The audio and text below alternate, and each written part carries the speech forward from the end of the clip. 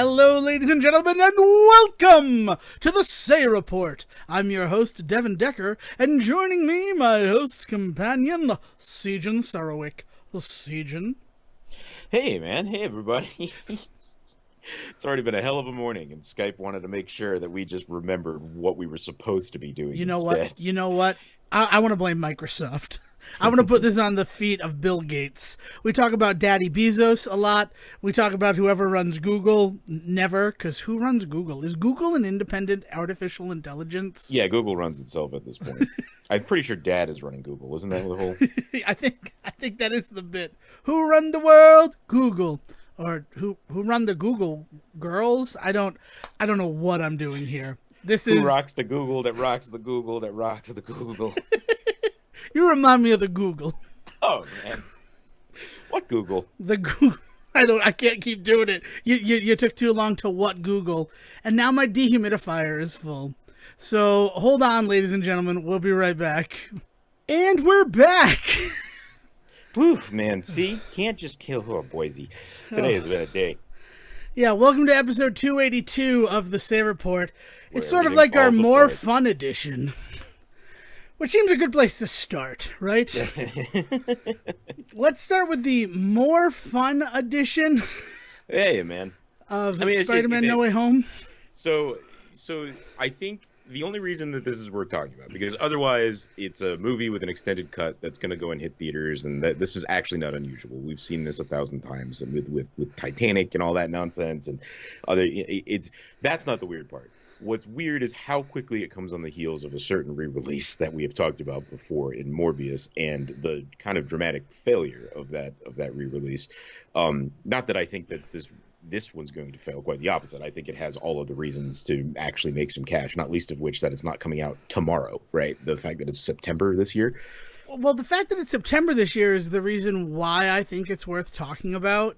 Well, and so to that, I think in light of all of the Morbius stuff, right, it feels like this is kind of maybe a trend right now, like kind of you know how we figured out during COVID that you could, if you put old movies back in theaters and charge actual ticket prices for them, people will actually pay for that, right?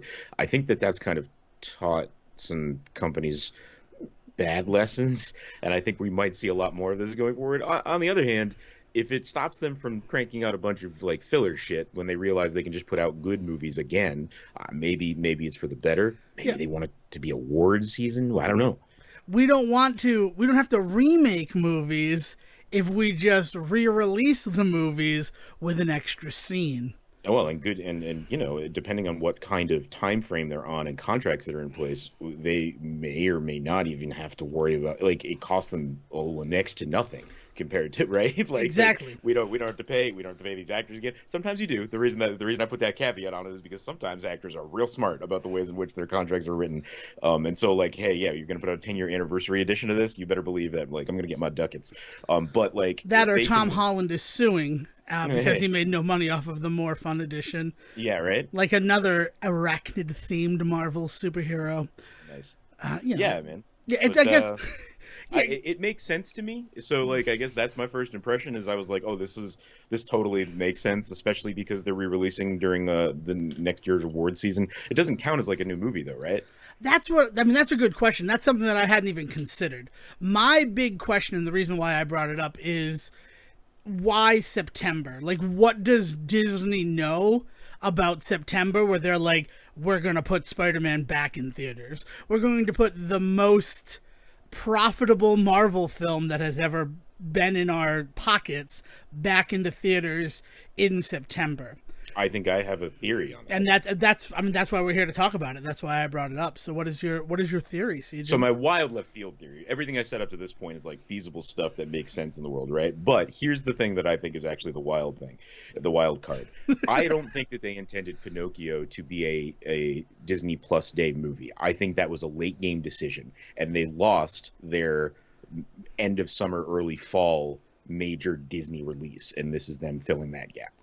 And I say lost, they're still going to get it. It's going to be on Disney Plus, and it's going to be a huge thing. But I think the Robert Zemeckis directed Pinocchio movie with Tom Hanks, there's no way they intended that to be an immediate streaming movie, right? I think that there's been this this shuffle in the ways in which like movies are being released, and the idea that hey, some things are going to just go to streaming now because we think that's where they can be, right? But I don't think that that's something that everybody at the highest levels agrees upon how it should be handled, right? And I think what we have just witnessed is kind of a behind the scenes, I will say kerfuffle, but there's more negativity to that than there might have even been. But I just think that somebody made the hard decision, like hard, not that hard decision. Disney Plus Day, we need to put something big out, and Robert Zemeckis reteaming with Tom Hanks to make a Pinocchio remake in this live action remake world that we now live in with the Disney movies. Like, that's a huge movie. And when I first heard it was going to Disney Plus, I was like, that's a bold move, which is exactly what they needed it to be, right? They needed it to be that reaction. So like, I think that happens. But then what we've seen is the way that Disney schedules out their year to make sure that there's always something that they're making money off of. They needed something to fill that gap. And then you have the re-release madness with everything going on with Morbius. And I think it just occurs to somebody that like, hey, we were going to put this DVD out, but why not just put it in theaters for 2 weeks, and that at least gives us something. I think what is so strange about it to me is that like I have the DVD. I mean, I have the 4K that has a bunch of deleted scenes on it. Is it just going to be that the movie with those deleted scenes added back in? They're not filming anything new for the movie, are they? Not that I've seen. Obviously, that could change on a dime, depending Yeah. again on what they're hoping to do. They could be doing it in secret. There's all sort so there's nothing stated that that's what's happening. But I would say, kind of like we said with Morbius, like part of what made it such a bummer of a re-release, despite my feelings about the movie, right? Part of what made the experience and the idea, the concept such a bummer is that there was nothing new to it. It was not like you were going to gain anything that you didn't get the first time 2 months ago, Right. right? So that idea that there was nothing there kind of ruined the experience. Now here, they are promising that there's going to be more than there was if you saw it in theaters, but I don't know if they're promising if there's more than you saw on on the DVD. Or the other big thing that's been happening is the YouTube presence of Disney has grown immensely over lockdown and stuff like that, and the ways in which they've kind of handled some of the behind the scenes stuff, right? Including with Spider-Man, a lot of behind the scenes and bloopery stuff, but could easily the endearing nature of this movie, I could easily see them using some of that material cleaned up with like CGI and all that sort of stuff. Obviously, I'm not saying they're gonna pop them in unfinished, and like having some of those more endearing moments, because they're already riding the wave that this is the movie for the fans. They're already riding the wave that everybody kind of fell in love with, like the quirkiness of this movie. And, like so there's material outside of just the deleted scenes that are on the DVD that already we know exist that they could still use. And so I don't know. Maybe they held back on some of that stuff. Maybe this was the plan all along. It's such a really kind of in the fact that it is so banal because everybody's doing it now. Disney has really kind of thrown a monkey wrench into the whole concept.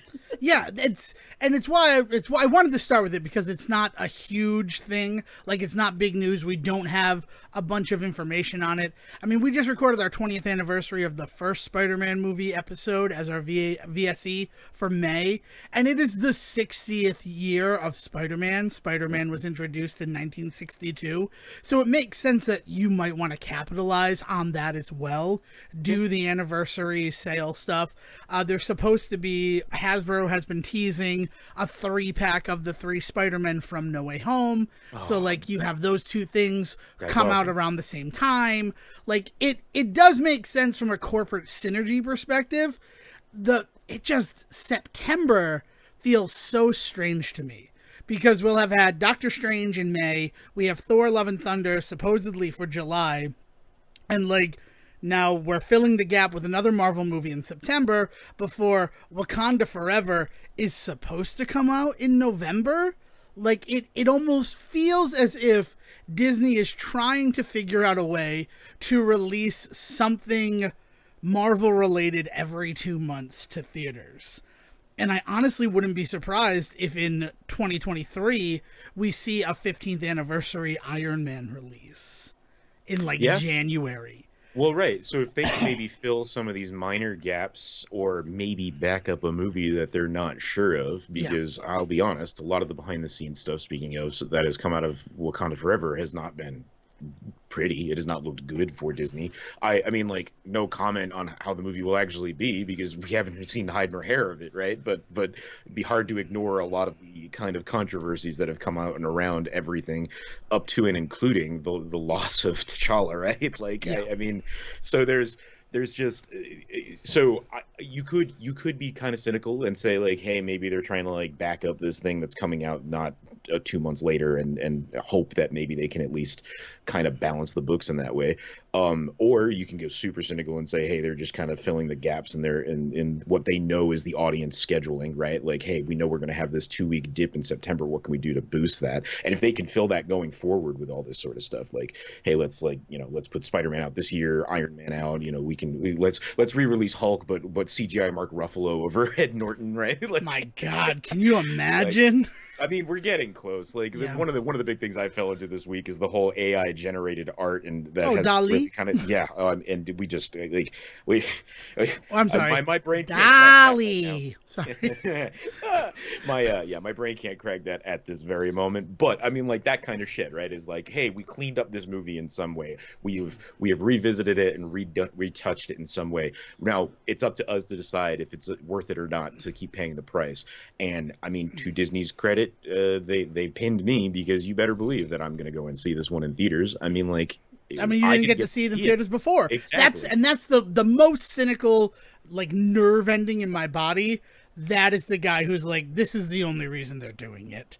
They know that there was still a reticence to go to theaters last year, even though the movie made gangbusters. But they feel like they could have milked more, and they were going to put it back out. I mean, like, let's be honest. At the end of the day, that is the most truthful answer, because we know that that's the real answer. Is they know there's more money to be made here, so they're just going to do it. That's always the answer.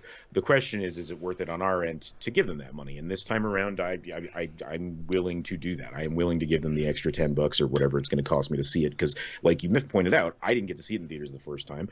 I really enjoy the movie. There's all sorts of reasons why I'd do this. Yeah. And so then the question that I'm left with is, if it's about making more money, why September?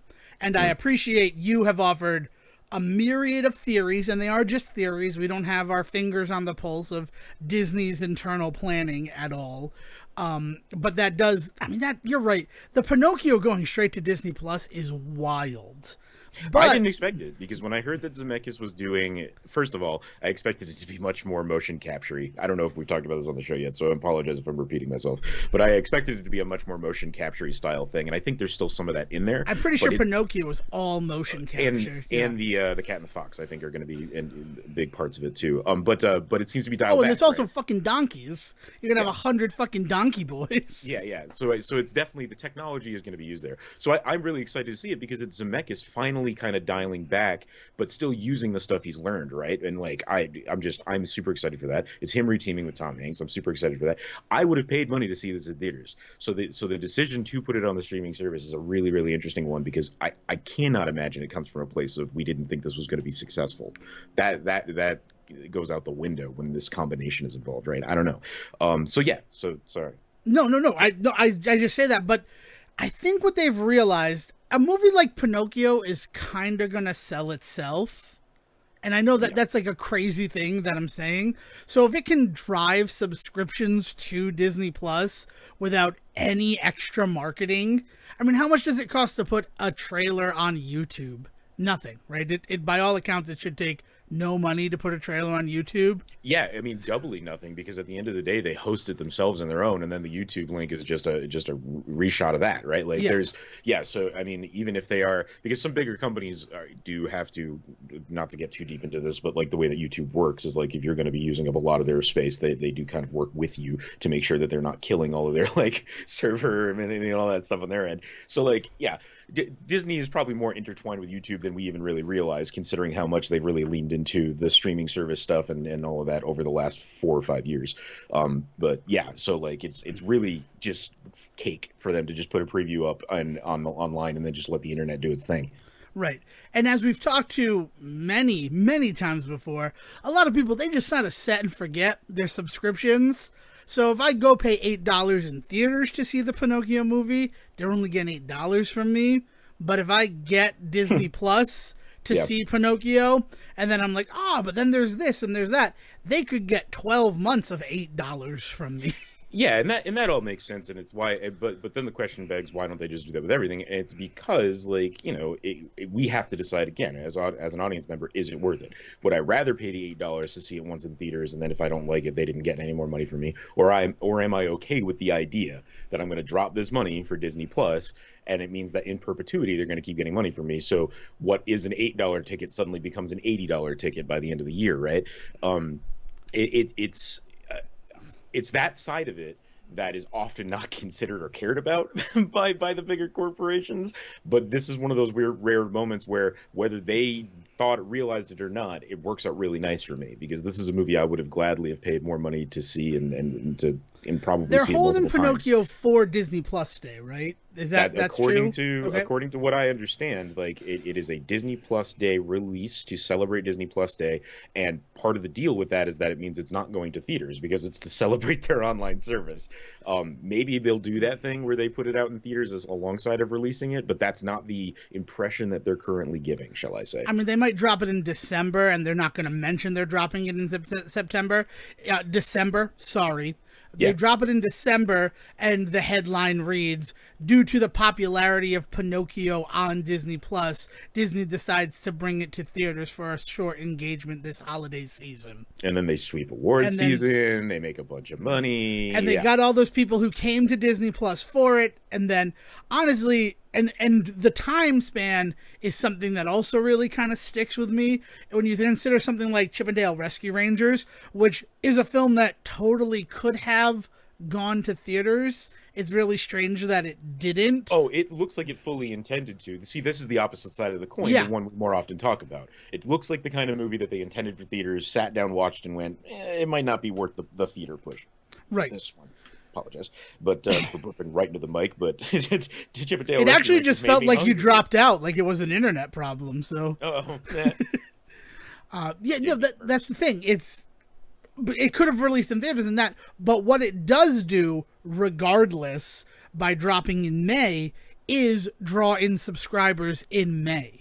So then they have these like weird pushes every 6 months on Disney Plus Day, November 12th, just to be an asshole, and sometime in May they release something that's also going to pull in viewers. Yeah. It's a really interesting way to look at it in terms of 6-month periods with trying to bring in new subscribers. I mean, yeah. I mean, end of the day, like, Disney is trying to get money from us left, right, and center, and we have to just kind of, be aware that that's what we're choosing to do with That's our what time and our money. corporations do.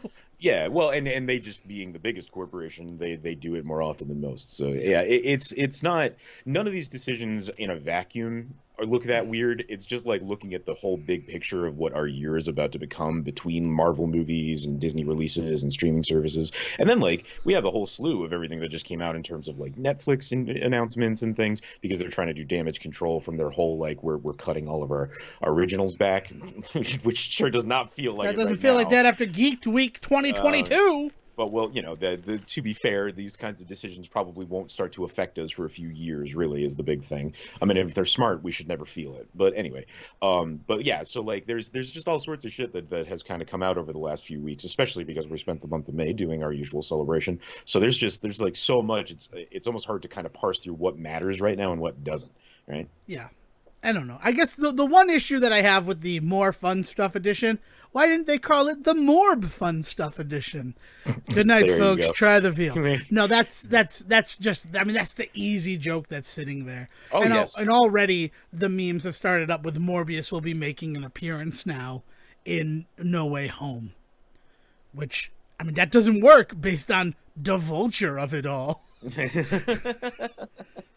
Unless he shows up in that moment. He, like, happens to be walking by on his crutches when Michael Morbius shows up in that prison cell. I mean, not I Michael think they've Morbius, gotta go- Michael Keaton, But Adrian Toomes. I mean, like, yeah, like I said, we don't know what's going on, so I don't want to dwell on this much longer than No, we yeah, really yeah. should. But like, the last thing I will say on it is, I would be totally okay if they went off the wall silly with this. Like Deadpool's Once Upon a Deadpool, right? Like where like put a weird silly framing I device would around it, love if have Tom have Holland jokes, kidnapped Fred put goofs. Savage. Yeah, right. Like go full on goofy with this, because again, the movie kind of already gives you that permission. These movies in particular in the MCU do, and then on top of that, like you're trying to bring in Deadpool and you're trying to kind of work in some of these new style fans and this like go crazy, do something really goofy with this. If there was a movie to do it with, it is No Way Home. My God, imagine if Deadpool is just telling Fred Savage the story of No Way Home. You tell me another story. Yeah. Oh man. Like, Oh god. what Okay, a I great way can't. to do it. Like that. Yeah, That's yeah. that. And again, this is all conjecture. We don't know anything. But if it does happen first, this is technically us mailing that idea to But ourselves. another example of a re-release that really did the property well by doing it that way, right? Like this is not an unusual concept. Oh. It's just kind of in the grander scheme of things are looking real wild for the rest of 2022. Yeah, they've been happening since at least 2018 like this. Marvel has had a weird release like this since 2018 with Once Upon a Deadpool. Because then you also have to consider the Endgame re-release that literally added one scene with Hulk on a cell phone after the battle. Right, but remember, the whole point of that re-release was because they were trying to one-up Titanic that had re-released in order to one-up Endgame originally, right? Yeah. That was a madness, because that was clear capitalism just run amok in those months where they were like, yeah, we're going to put out this 20-year-old movie because we're pissed off that Marvel beat us. And it's like, fuck off. God damn it, James Cameron, don't you have Avatar to be working on? Not that I want to see that either. God. Yeah, trailers, right? For the Spirit of the Water. Who knows? We are going to have to come to terms with Avatar at some point on this show. Sejan is going to have to come to terms with Avatar, because I have some very negative opinions of that film, and I need to reevaluate and make sure that they are not just some like edgelord style I'm too good for this type of thing at the time, because I try so hard to revisit it in my own mind, because I do not have 3 hours of my life to waste on another viewing of that movie. But I might just have to suck it up and do it, because I cannot for the life of me put my damn finger on what it is somebody else might see about this franchise that merits 4 more movies in a Disneyland-esque park and everything. They see dollar signs. Yeah, but I even that. But even CJ that, doesn't. like seriously, Yeah. does this new movie top the $1 billion surprise success of the first one? Like remember, like when that movie came out and it was one of the first movies to really pass that $1 billion mark in the technology and all this stuff, like people celebrated that movie in a way that movies had not been celebrated in my memory, right? To that point, does 2 even get close to that? No, right? There's no way they can expect to do that 1 more time. There's no way they expect to do that 4 more times. Well, I wonder if there will be all 4 movies. That's my big question. Do you think that they intended to just end it with Judgment Day? And I only bring that up because it's another James Cameron property. Like, or have we continued to see them try to make new Terminator movies? Yeah. Well, the only reason that I think that there's going to be 4 is because Cameron himself has dedicated himself to it long before this. This is not a new idea that he just spurted out yesterday. You know, it's not like George Lucas, who 15 years later suddenly is like, by the way, I wrote 6 scripts, and everybody's like, did you? And he's like, yes. Like, don't look at them though. Everybody's freaking out over the 20-year anniversary of Star Wars. Have I got a surprise for you? Yeah, right. James Cameron has been saying for years that this was something that he wanted to do, and then took the time to do it. So, like, that's one thing. Also, from my understanding, they filmed 2 and 3, like, literally side by side, like Lord of the Rings style. So there's at least going to be 2 and 3, and at that point, you know, you've dedicated yourself to this. Yeah. You might as well do the Hobbit trilogy next, right? Like, that's just the way this stuff always goes. But I just want them to release. There can't be another 13-year gap between films. Like, that does not make any sense to me. I like I said, everything that is working against this movie, and I need to just kind of revisit the first movie and figure out if all of this weirdness that I'm feeling is coming from an actual legitimate critique of the film because I don't like it, or from some like what would I have been at the time, 20, like, and just like. Yeah. Just like, no thanks. And I like James Cameron. It's not even like I think James Cameron's a bad filmmaker in general. Like, no, I love James Cameron. You pointed out Judgment Day. I mean, like, he's Aliens versus Alien, right? Like, he brings that life to that. I am all for trying to get back into Avatar. I just need to build up the fucking like courage to go back to the first one.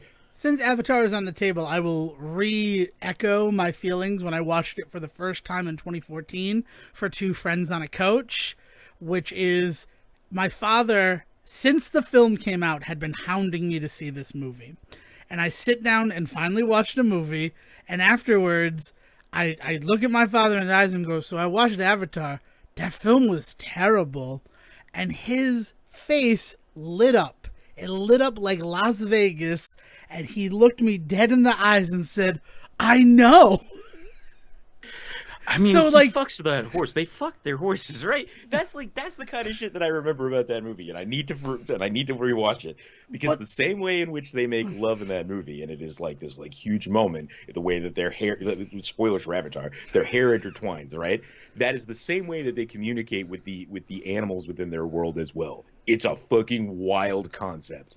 yeah, freaking Pandora is an orgy planet by evolution of the indigenous species. James Cameron just gets off on this like idea of Avatar, and he's just like, yes, everybody's in on it now. I just will always remember my father. The only reason he wanted me to see Avatar was because he thought it was terrible, and he wanted like someone to share that with.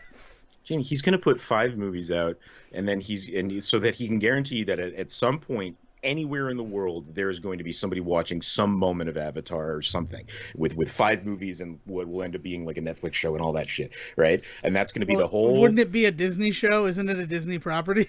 Oh, in 10 years, Disney's going to buy Netflix to save them, and then they're going to have that too. And Netflix becomes the exclusive domain for animated properties, totally subverting the destruction of the animation side of Netflix in 2021. And I look forward to season 3 of the Stranger Things reboot that takes place entirely in the 90s. Don't even joke, you bastard. So there's this. So like he puts out all this shit so that everybody in every moment there's guaranteed to be somebody watching Avatar. He gets into his little like deep sea sub, goes down to the deepest fathoms and just jerks off, and that's just how he gets off for the rest of his life. I feel like jerking off in a submarine would be dangerous. All that pressure. All right, and I guess all this talk of Disney is to say one thing, and then we'll skip past it. I am suffering serious Marvel fatigue right now, specifically with the TV stuff. I want to be excited for Miss Marvel. It dropped this past Wednesday, and I cannot muster up the courage. And it is not like Kamala Khan is a character that I know. It's a character that like I'm excited to see what it's going to be, but I just feel like it's such a hard fit into the MCU as we currently understand it to have a character like that. And then when you consider that they've changed her powers and her origin, because inhuman is a dirty word in the MCU, I just... I mean, not... Yeah. So, so I take it you didn't watch the I haven't watched it yet, no. Okay. Okay. I watched it the moment it came out, and then a friend and I watched it again later that day because we usually do like a Marvel hangout. And so I've seen it a couple of times now. It's got a hell of a lot of really cool style. I think that there's some really cool like fun filming stuff because we always talk about how each property kind of has its own kind of shtick, right? Yeah. And it's got a very good hook. It's a little like indie 2000s film, like teen indie 2000s film is the style. Like I think they're doing that on purpose. That's not a critique. I think that's what they're aiming for, and they nail it. So that's really good. I think Kamala is beautifully done as a character. I think she fits in fine in the MCU stuff. I'm not quite sure why you think like a character that like adored the Avengers, but everyone around her is either super into them now or has some weird feelings about them, and she has to kind of navigate that like fandom, especially as a young Muslim girl. Like I think it works amazingly well in the MCU. But more on how you feel about it after you see it. I think in that regard. As far as actual critiques go, the only one that I really have is the same thing that you said about the power set stuff.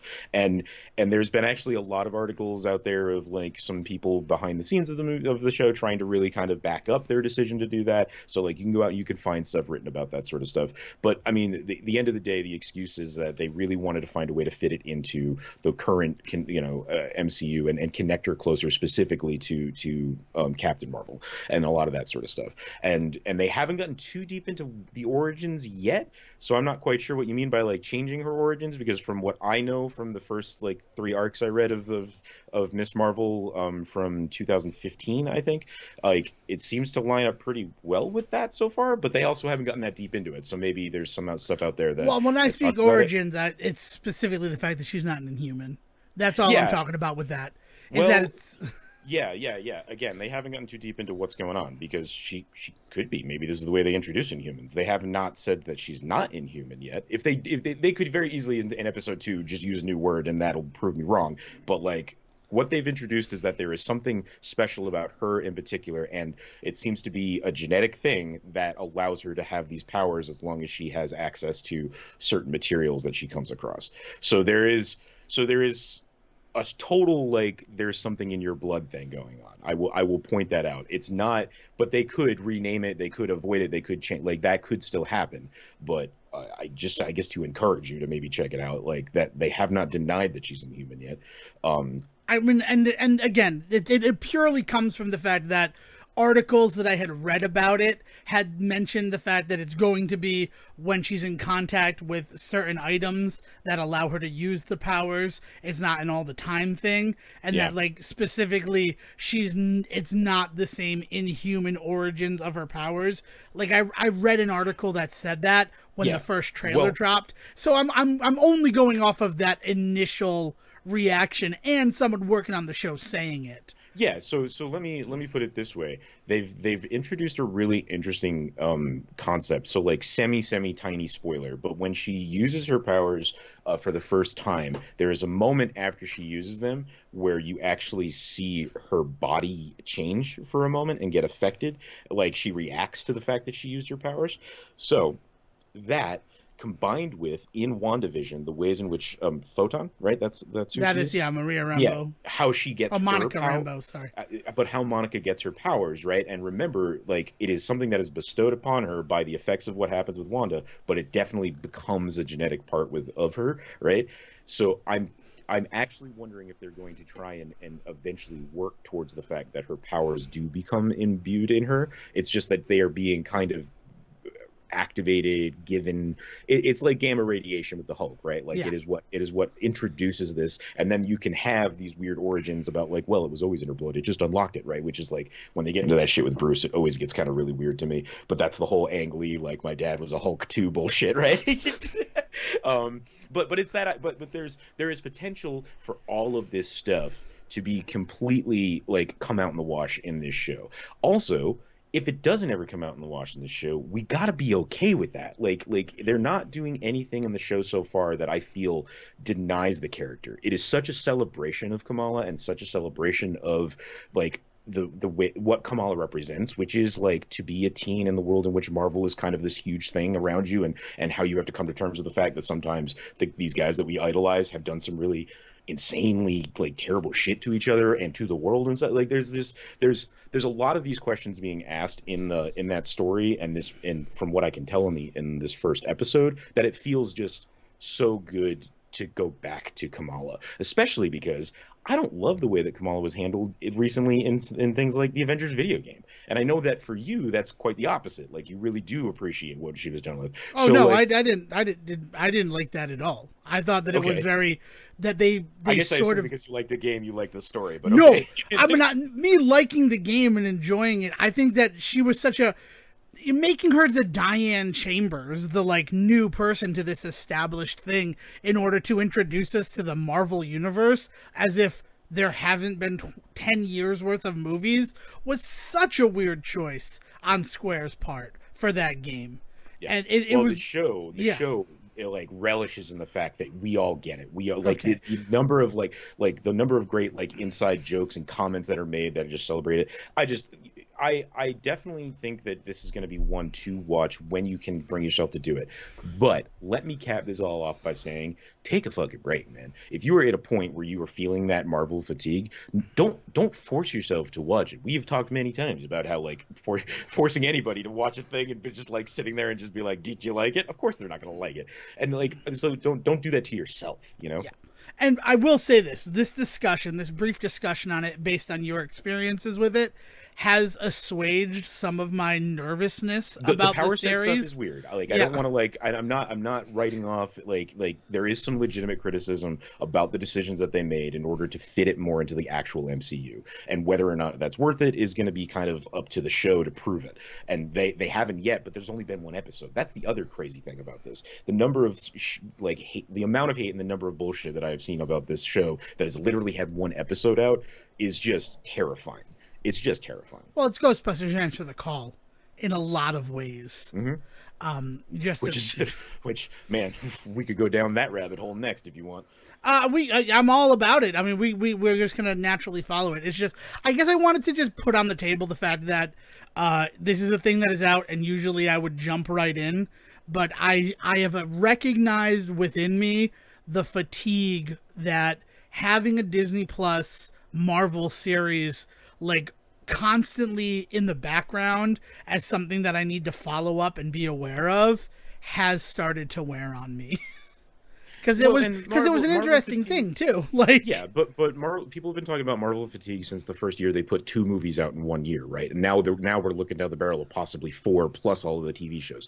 So like, it is a thing that has been around. It is a thing that happens with all movies and franchises. It's a thing that happens with just entertainment in general. Some people just don't like watching movies for certain months of the year because they need that break from that visual, and that is the important thing, that you do recognize that about anything, right? And you say to yourself, I need to walk away from this stuff for a bit. And it is a great cure for a lot of the bullshit that happens online and on like Twitter and on social media and shit like that, where like people just kind of just get on a fucking kick about digging into something, and at some point you're just like, man, why do you keep watching this stuff if it's going to piss you off this much? And then we get the concepts like hate watching and stuff, and then companies buy into that shit. And then it becomes really shitty to be a fan of anything, because you can tell when something flips from being this thing that was made for you as one that enjoys it to being made for somebody that was maybe not supposed to so much. Yeah. All right, cool. But I do thank you. I appreciate you addressing this and going on this bit of a journey with me, because as soon as I wanted to see how long the episode was, and I saw the brief description, and I'm like, you know what? I'm not in the headspace at this point for this type of stuff. For this, it really does feel like not just a retcon of her power set, which I was aware of, but also kind of a retcon of the universe in a way. And I know that that's just my mind filling in gaps. And you saying that, like, no, it really addresses it, like, that helps. I'm telling you that helps. There is definitely that hand-holdy stuff. Like my mother, God bless her, would watch the show and be very thankful for the amount of explaining that does happen, because there would be things that she would need reminders of, right? Yeah. I mean, not to mention that the movie that that's closest to, really, truly, is Captain Marvel. And like, when did that come out at this point? 4 years ago? 2019, yeah. So I mean, like, we are pretty far away. Famously not the most well-received one, as much as I adore it, I have to admit that. So like, who's rewatched it, like, besides me, who rewatches it on a regular basis? But like, who out there has? So there are definitely those moments where it is going to revisit some stuff, but I mean, like, because it narratively has to in a lot of ways. Yeah, exactly. But the amount of other stuff that's in there to just kind of like give you that, just like, hey, and we know that we've all been in this, there's some really great stuff that comes up as far as that goes. All right, so before we put the Marvel thing to bed, if they were going to re-release Hulk, I think it would be more likely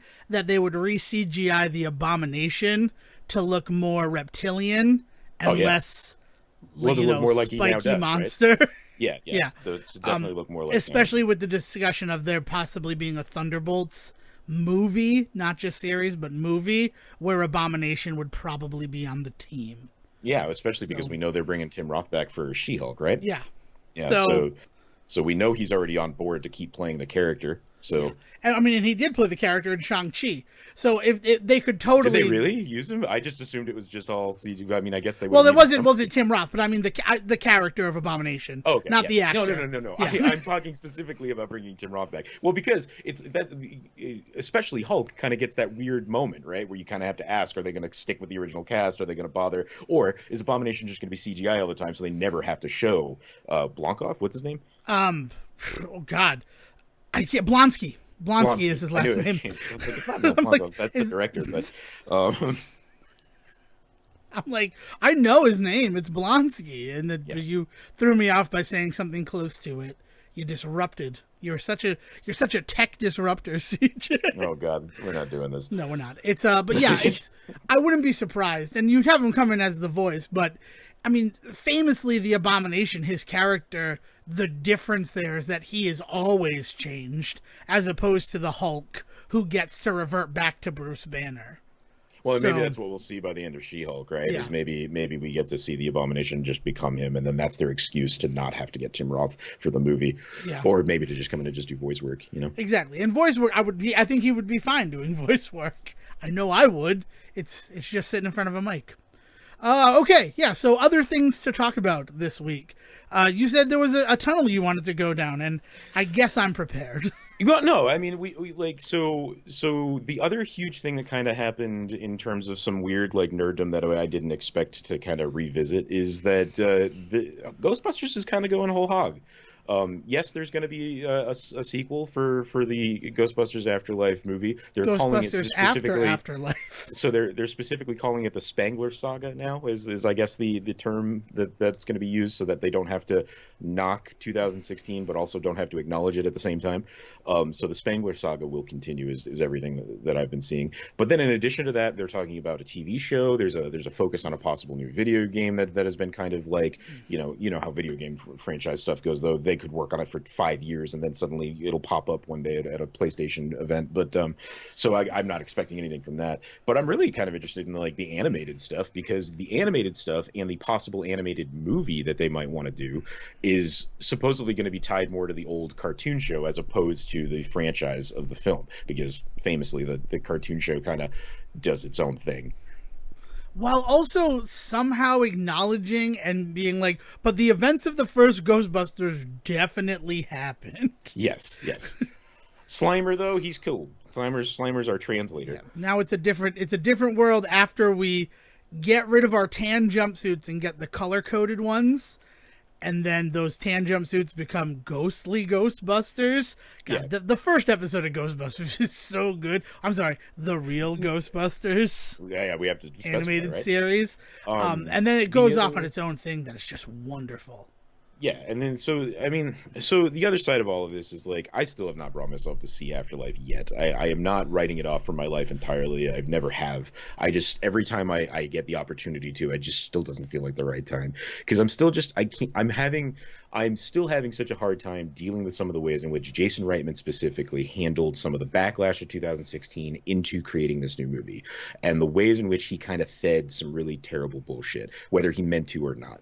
But like referring to that movie as 2016 as the one not for the fans, and his was going to really truly give the fans what they wanted, what his father intended, which was bullshit, because his father was the one that very specifically like picked, Chose Paul Feig and said, Feig, and like it was like, this is the way I'd like to do it, and like all got everybody on board to be in it. Like they're the rewriting of history that Jason Reitman took part in order to make that movie kind of stand out as the black sheep.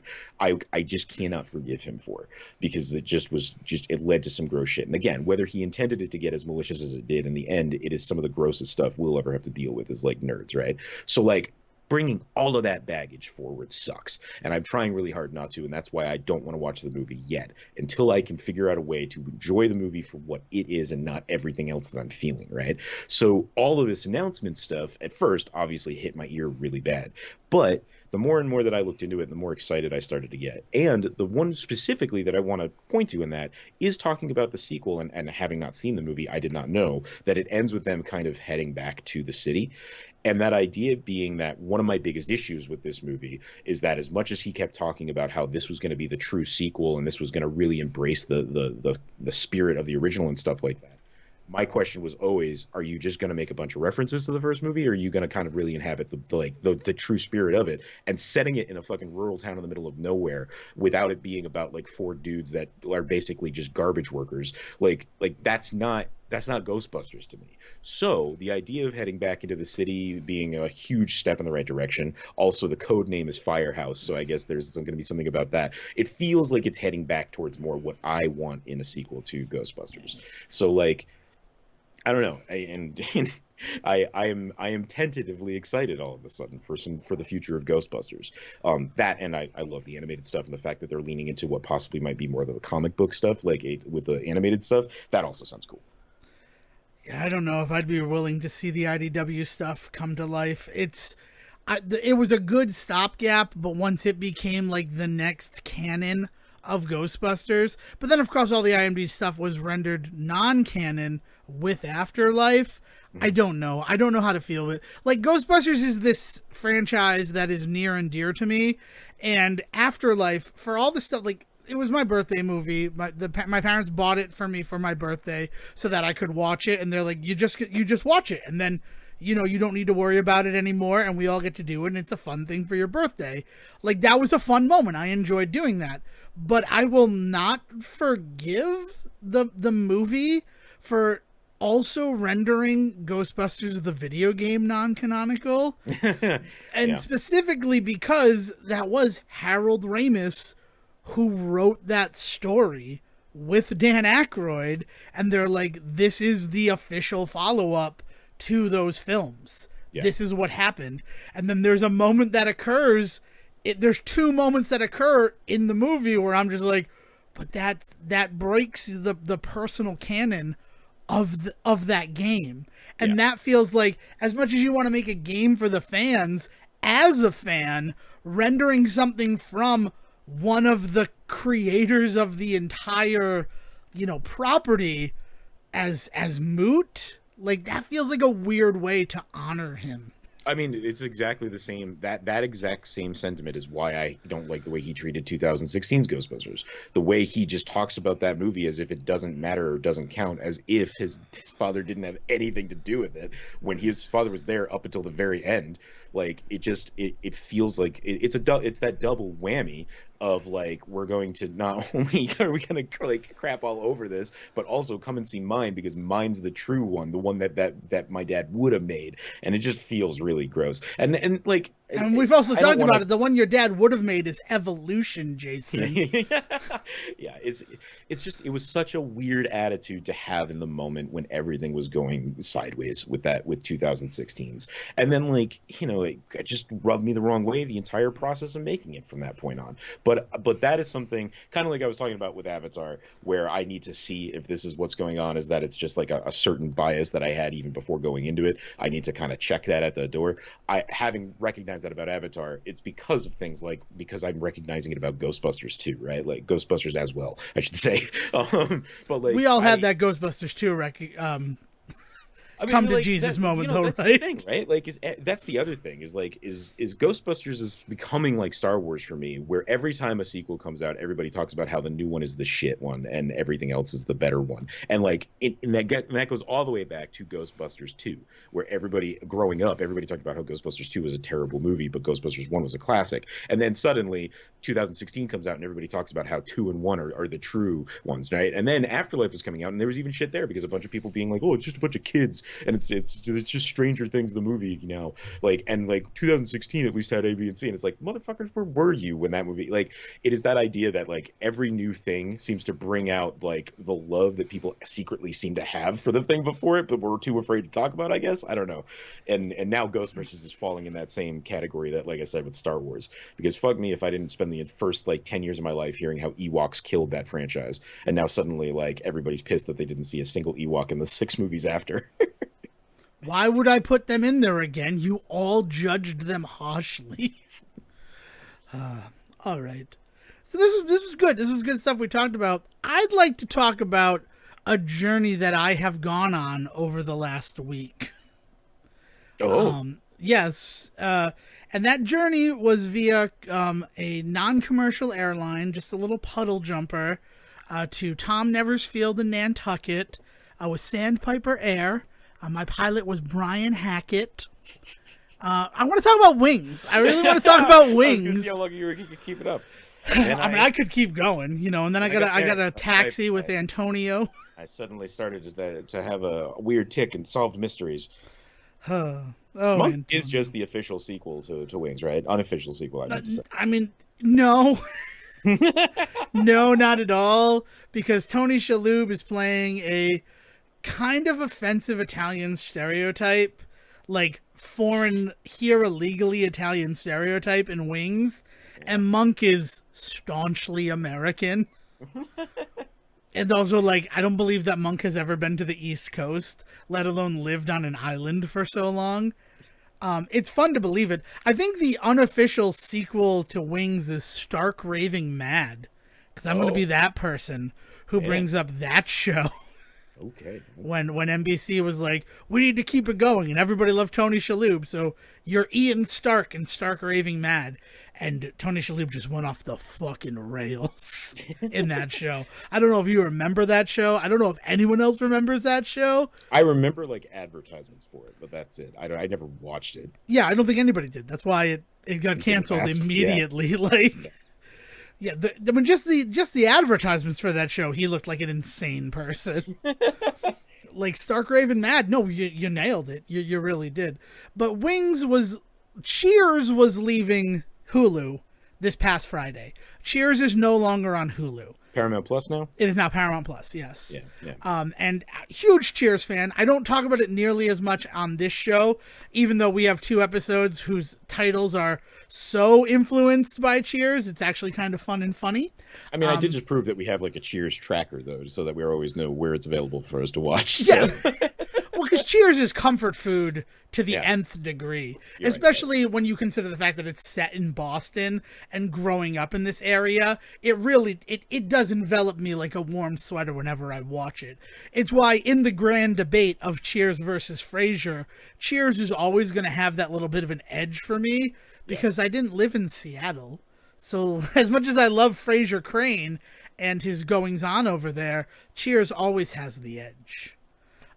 But so I see that Cheers is leaving and I'm like, oh, I should watch some Cheers before it goes away.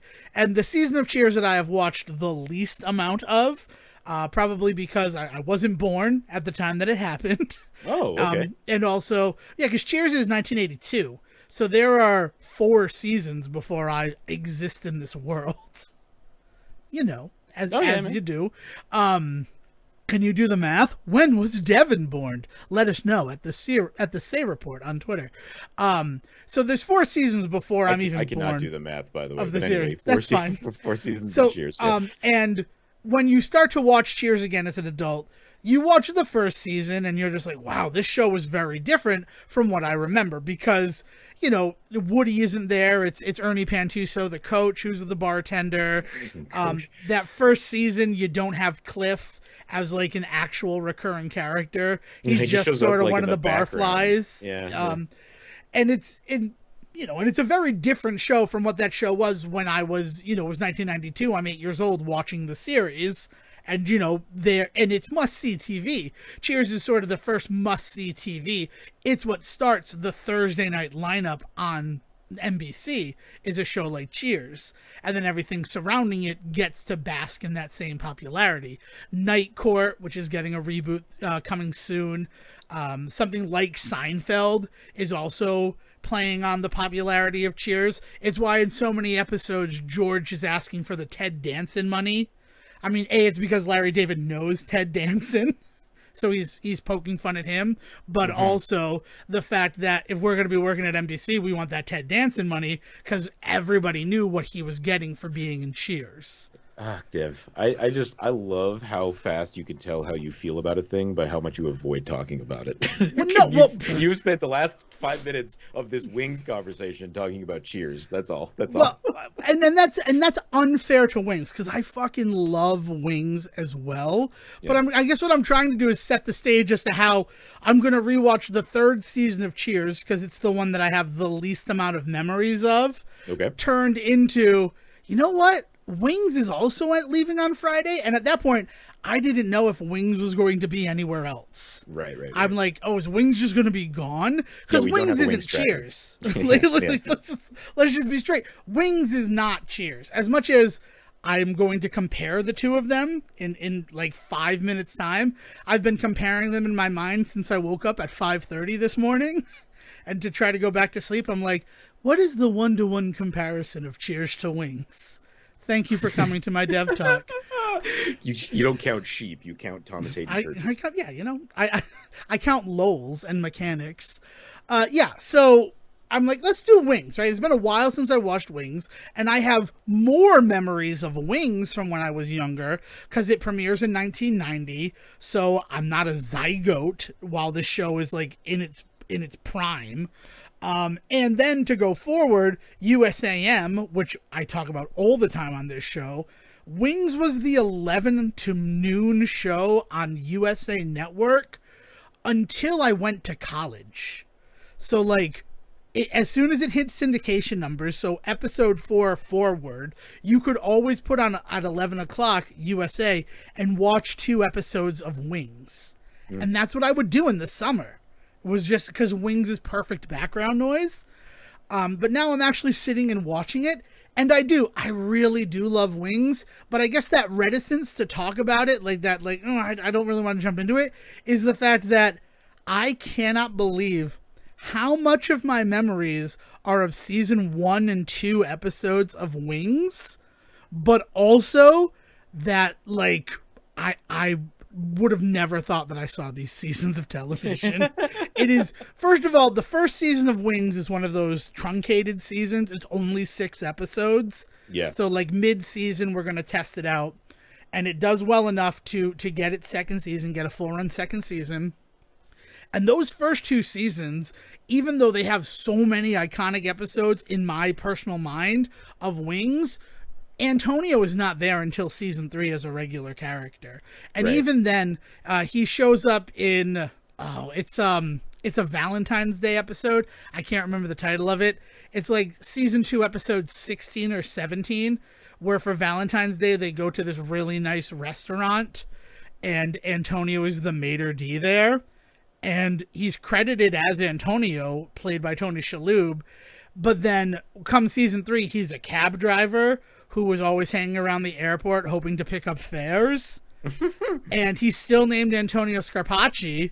And there are episodes where he talks about his cousin Giacomo, who, when Helen's date doesn't show up, he sits down Giacomo at the table with her to be like, my cousin, he give you a very nice Valentine's Day. And it's like, I guess it's supposed to be the same character, but reconciling that has been very difficult for me. Because yeah, well, it was the Wild West, man, when with TV, because like people were not considering the rewatch. Like, syndication did not necessarily mean it was going to be shown in order. It doesn't mean that it was going to be watched religiously. It's not like now where people have the ability to binge, right? Like, binging really kind of changed the game on how much people paid attention to that type of continuity. And it's such a surprise and delight when we go back and see good continuity in old shows, because it doesn't happen very often. And Wings was never the show that was going to be breaking that kind of ground. You know what I mean? It was not rewriting the book on sitcoms. It was very firmly in that place where, like, this is how sitcoms are made, let's make a good one. it was very the thing what you're talking about, the like retconning of Wings. I will always remember a discussion with my mother during one of the later seasons, so like 6 past, where like I guess their father comes back and my mother's like, historically their father is dead, that's the whole inciting action of this series. Yeah. And I'm Yeah. like, I don't know, Ma. I mean, I know you're right, because I watched the episode where the only reason Brian comes back into Joe's life is to read their father's will, but I don't know. It was just such a weird Because fucking again, thing. because the odds that somebody was going to be that invested in the timeline of Wings was not even on the radar of anybody writing Wings, right? Like, they're not to say that they didn't care. There's always evidence that like that writers were putting more effort in than maybe they were like maybe being allowed to by studios and things like that, right? But it's that idea that like the ways in which we watch a show now and expect certain things like continuity, like these callbacks and stuff like that, versus back then when it was a delight when it happened. Or think of like crossover episodes. It's like one of the wildest things with like it's Mad About You and Friends that have the constant crossovers with Phoebe and her sister, right? Yep. And like, if you think about it, there's some ways in which that breaks a lot of stuff, right? It just doesn't seem to work. I mean, even things as recent as I was actually just watching this past weekend the New Girl Brooklyn Nine-Nine crossover, which really makes no sense in the larger scheme of things. But it's just fun fun when they did that, right? It was never part of the whole like let's build this world and like let's really fill this out. It was always just like, hey, this would be great, right? If Urkel just showed up on this show, then it'll be good for a laugh for a moment because Well, I everybody mean, loves it. TGIF is a different animal because, like, they all felt like they were some. It's not like Urkel showed up on an animated series or something like that. Well, think So, about let me use a better example than Munch from Law and Order, right? yes, And the ways in showing which up in Munch that was Mad just About You episode he is shows up everywhere. incredible. Yeah. Like Munch famously like showed up in like I think a movie, right? Doesn't he like Jackie Brown or some shit? Like when Tarantino put him in something. I don't know. I'm just like, Yeah. but like Munch was like everywhere. He was everywhere. And it was just because it was fun. Like Yeah. and it's weird when it happens now because we're so into the idea that like the writers are so like they've built this world in their mind and like they know exactly how all the pieces fit together, and then we get pissed when something breaks that, right? I mean, yeah. I mean, I do appreciate that Antonio is at least still named Antonio. Like, it would be weird if he were just the Mater D or they gave him a different name in You don't that think it was like a original contract appearance. thing? What? You don't think it's like a contract thing, do you? Like they like contracted him to play this character for this, and they were like, "For shit, we don't really need that character anymore." But they, No, I actually, what I think it is that he is the shining spot in that episode, and that episode has a lot going for it. You have Joe and Helen, like, we're gonna get together at our special place on Valentine's Day, it's and the Kramer effect. yeah, it's the Kramer effect. If he is so good that when it comes time to do the third season, they're like, you know, we'd like to work with Tony again. We have this character we're going to write for him. Are you interested in being on? It's more the Cliff Clavin effect, honestly, because he showed up to John Ratzenberger, auditioned for Norm, didn't get the role, and was like, well, do you have a know-it-all in the bar? And they're like, what? And he's like, you know, like every bar you go to, there's that know-it-all who's always like sort of going off. And I'm like, and I don't need to be like a series regular or anything like that, but like throw me in as an extra and just give me that type of stuff. And then as that extra character, he's doing all these things, becomes so beloved that by season 2, he's written on as a series regular character. Yeah, but it's the same thing that happens with Michael Richards and Kramer. Is like he shows up and he asks for more work, and people love him, and eventually they realize we just need to make this the fourth. Yeah, because he was not going to be part of the lead. No, he was always just going to be one of the weirder side characters that Seinfeld was famous for. But he proved immediately that he was going to be able to carry more than that. Right. I mean, that whole thing, that whole pilot of Seinfeld is crazy. Yeah. Because there's no Elaine. The show was just going to be Jerry and George. And then, like, the other two reoccurring characters were going to be Kramer as Kessler. And honestly, he was just going to interact with Jerry, almost in a janitor-esque sense with the scrub. Is like, does this guy really exist or not? Yeah. And then it was going to be the waitress at the diner with the decaf left. Yeah, and what's great about that, and you want to talk about why Seinfeld did change the game, because it's one of the first ones to really focus on this kind of stuff. But if you listen to a lot of the conversations in the later seasons about them pitching the TV show and about how it's going to be a show about nothing and what the first episode should be like there's some straight up jokes that are like referencing the first episode. But if you actually go back and watch that first episode, it is wild because you can totally see the ways in which they hit all of these points that they then reference later on as what they would do in their show if they could do it. Like going back and watching that first episode specifically, but that whole first season, because it's another truncated one, it's another 6, right? If you go back and just watch those first 6 episodes with everything that you then kind of learn about their process for all that they show you in the later seasons, it's a wild ride. Yeah, it's a good time. Seinfeld's a good time. Back to Wings, though, because I really do want to talk about Wings, because it's great. It's really this enjoyable show, and I got through 4 seasons of it, and here's the memory that I have as a kid, is there's the character of Alex Lambert. Do you know who Alex Lambert is? That's not Steve Weber's character. No. He's not one of the brothers. No, it's not one of the brothers. Alex Lambert is a female helicopter pilot who starts operating her business out of Tom Neversfield in the 4th season of the show. Okay. It's played by Farrah Fowles, is the role. And as a kid, when I thought of the third female lead, right? Because looking at Wings, your main cast is Joe Hackett, Brian Hackett, Helen Chappell, Lowell Mather, Faye. I can't think of Faye's last name, and I'm really upset about that because I said her full name yesterday. Which one is Faye? Faye is the ticket Runs counter. the counter girl. Yeah. Yeah, okay. I mean, not just the counter girl. I feel like she also does accounting for the business and stuff like that. Like, very much, the business was established by Joe and Faye together. And Okay. because she had worked as a stewardess for years, so she knew the airline industry, and Joe was just a pilot.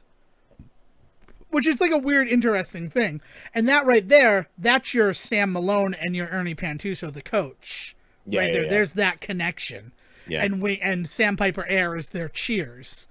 Lots Now of fun, these two right? actually supposedly exist in the same world, right? It's like Oh, that's not even season just 2, episode 2, Norm and Cliff fly over to Nantucket for a fishing trip, and they take Sandpiper Air, and there's wonderful stuff. And then in season 3, episode 17, cranes, trains, and automobiles, or planes, cranes. Train is in there. Yeah, so I guess it's cranes, trains, and automobiles. Frasier comes to the island to do a self-help presentation. The crane train Why to would mental an episode health. of Wings take the planes out of that reference? Sorry. I don't know. That's the thing. Like, I'm trying to think, because it should be planes, trains, and automocranes. Like, I don't know what the title of it is. You can look it up and confirm it. But not. I'm gonna let you stew in this. it's called the Crane Train. His whole service is the Crane Train. Nice. And it's Kelsey Grammer as Frasier, and Bebe Neuwirth is there as Lilith. So, like, it's two characters again who come from Cheers to this. And the big thing about that is Helen had moved to New York at the end of season 2. And at, like, a low point, she went to Frasier's self-help seminar. And as a result of it, she followed his path into bankruptcy and destitution. So when she sees him at the airport, she leaps the lunch counter to, like, get her revenge. And she's like, I need a refund. I want a refund of my $350. And he's like, well, I can't do that. You know, it says. And she's like, I want a refund. So then Lilith is like, why don't you invite her back to another seminar and maybe she'll glean it this time? Because the whole time Lilith is trying to write a paper about how these, like, pop psychology things are all the rage, but ultimately result in nothing. Yeah. So she's, like, egging it on to get, like, because it's proof. Helen is proof that what her husband is doing is bullshit. Right. And that episode is crazy. That episode, when you consider that then Frasier Crane goes on to be a very successful radio psychologist, his inability to, like, inspire or, like, lead a room or have anybody listen to him in that episode is absolutely crazy.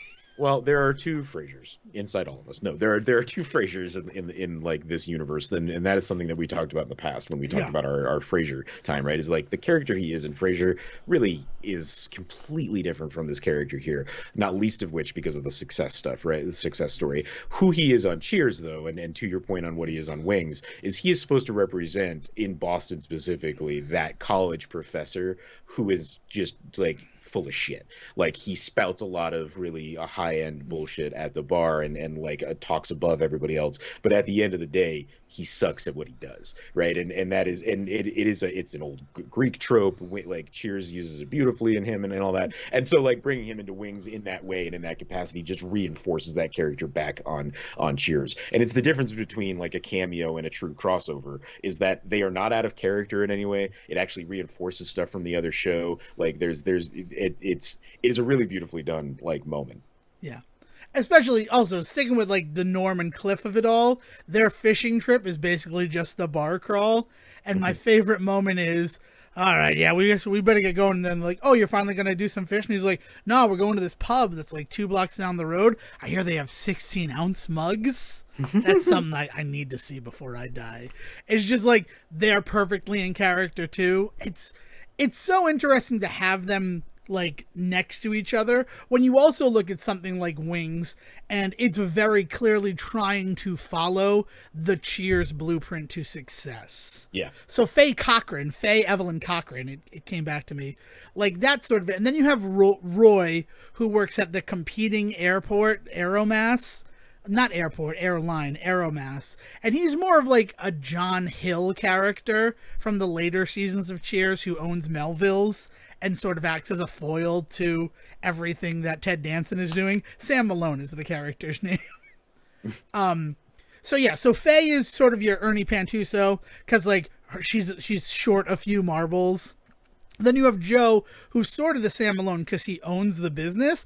But then you have Brian Hackett, who's also Sam Malone. So Wings is with two Sam Malones. Yeah. Which is the strangest thing. But also it talks about the depth of that character in terms of the fact that Sam Malone can be everything and anything that he needs to be. But like Sam Malone's baseball pass, that's given to Tim Daly as Joe, but then his past of like failed relationships and marriages is handed to Brian. It's interesting to think of Sam Malone as such a rich, deep character after 8 seasons of Cheers, which is when Wings premieres, and that they're like, all right, well, we need to cut this guy in two. Because we can't just create another Sam Malone. Yeah, well, what if there were 2 Sam Malones? I think it speaks more to the idea that how good these 3 guys are doing, because we're talking about Tim Daly and Steve Weber on Wings, right? And and Ted Danson on Cheers. And I think it just speaks to the charisma that made these guys work, because they also were not the only shows that tried to do the Ted Danson or that tried to do the Sam Malone thing and have it not necessarily work, right? There's many a failed pilot out there. There's plenty of failed a TV show. So like you could probably find some poor examples of the Sam Malone thing that just doesn't go where it was supposed to.